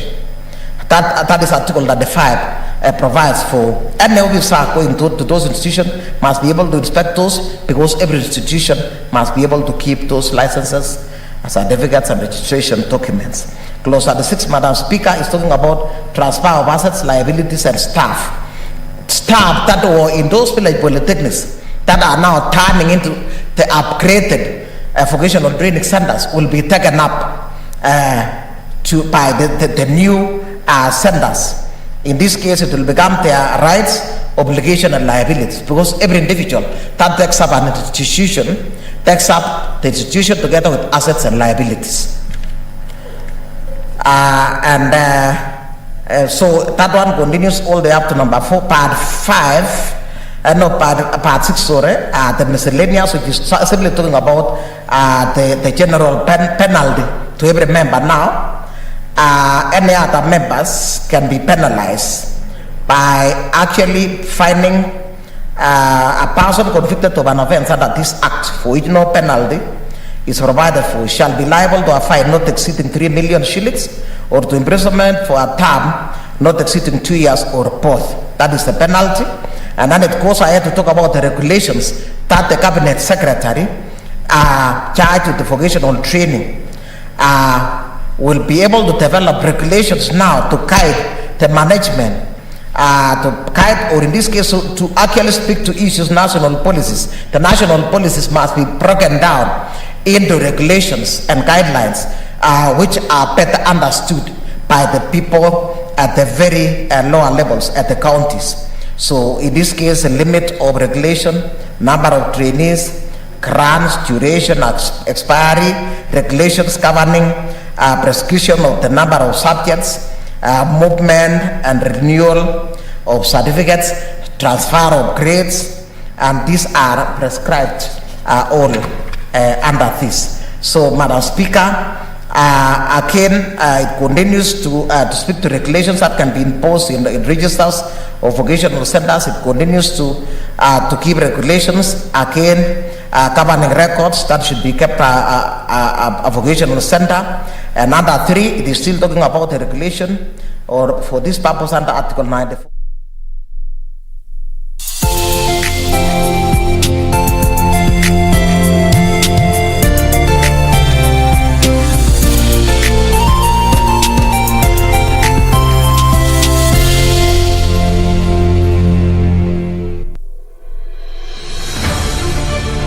Virusi vya korona huenea unapokaribiana na mtu aliyeambukizwa kupitia matone, haswa wakati anapokohoa au kupiga chafya, na pia kwa kugusa sehemu au vifaa vilivyo na virusi hivi.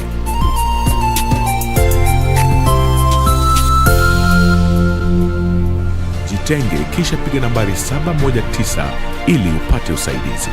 Mtu yeyote anaishi na maradhi sugu kama vile virusi vya HIV, kifua kikuu, saratani na mengineo anashauriwa kutumia dawa zake jinsi alivyoshauriwa na daktari bila kukosa. Komesha korona. Ujumbe huu umeletwa kwako na serikali ya Kenya.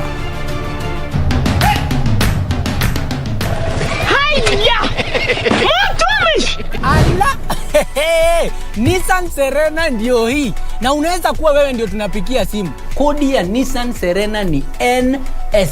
Alafu kisha kwenye amount ni 50 bob. Hii Nissan Serena tunakupatia na shilingi 50. Kujiunga na QuickBid ni rahisi. Enda kwenye M-Pesa, bonyeza paybill kisha weka business number 4032353. Kwenye account weka kodi ya bidhaa unayotaka na bidi yako ya chini zaidi. Kwa mfano TV 16. Kisha weka shilingi 20 tu kama idadi yako. Weka bidi yako pia kwenye www.quickbid.co.ke. Kumbuka, bidi ya chini zaidi ya kipekee ndio hununua. QuickBid, bidhaa bora kwa bei ya chini.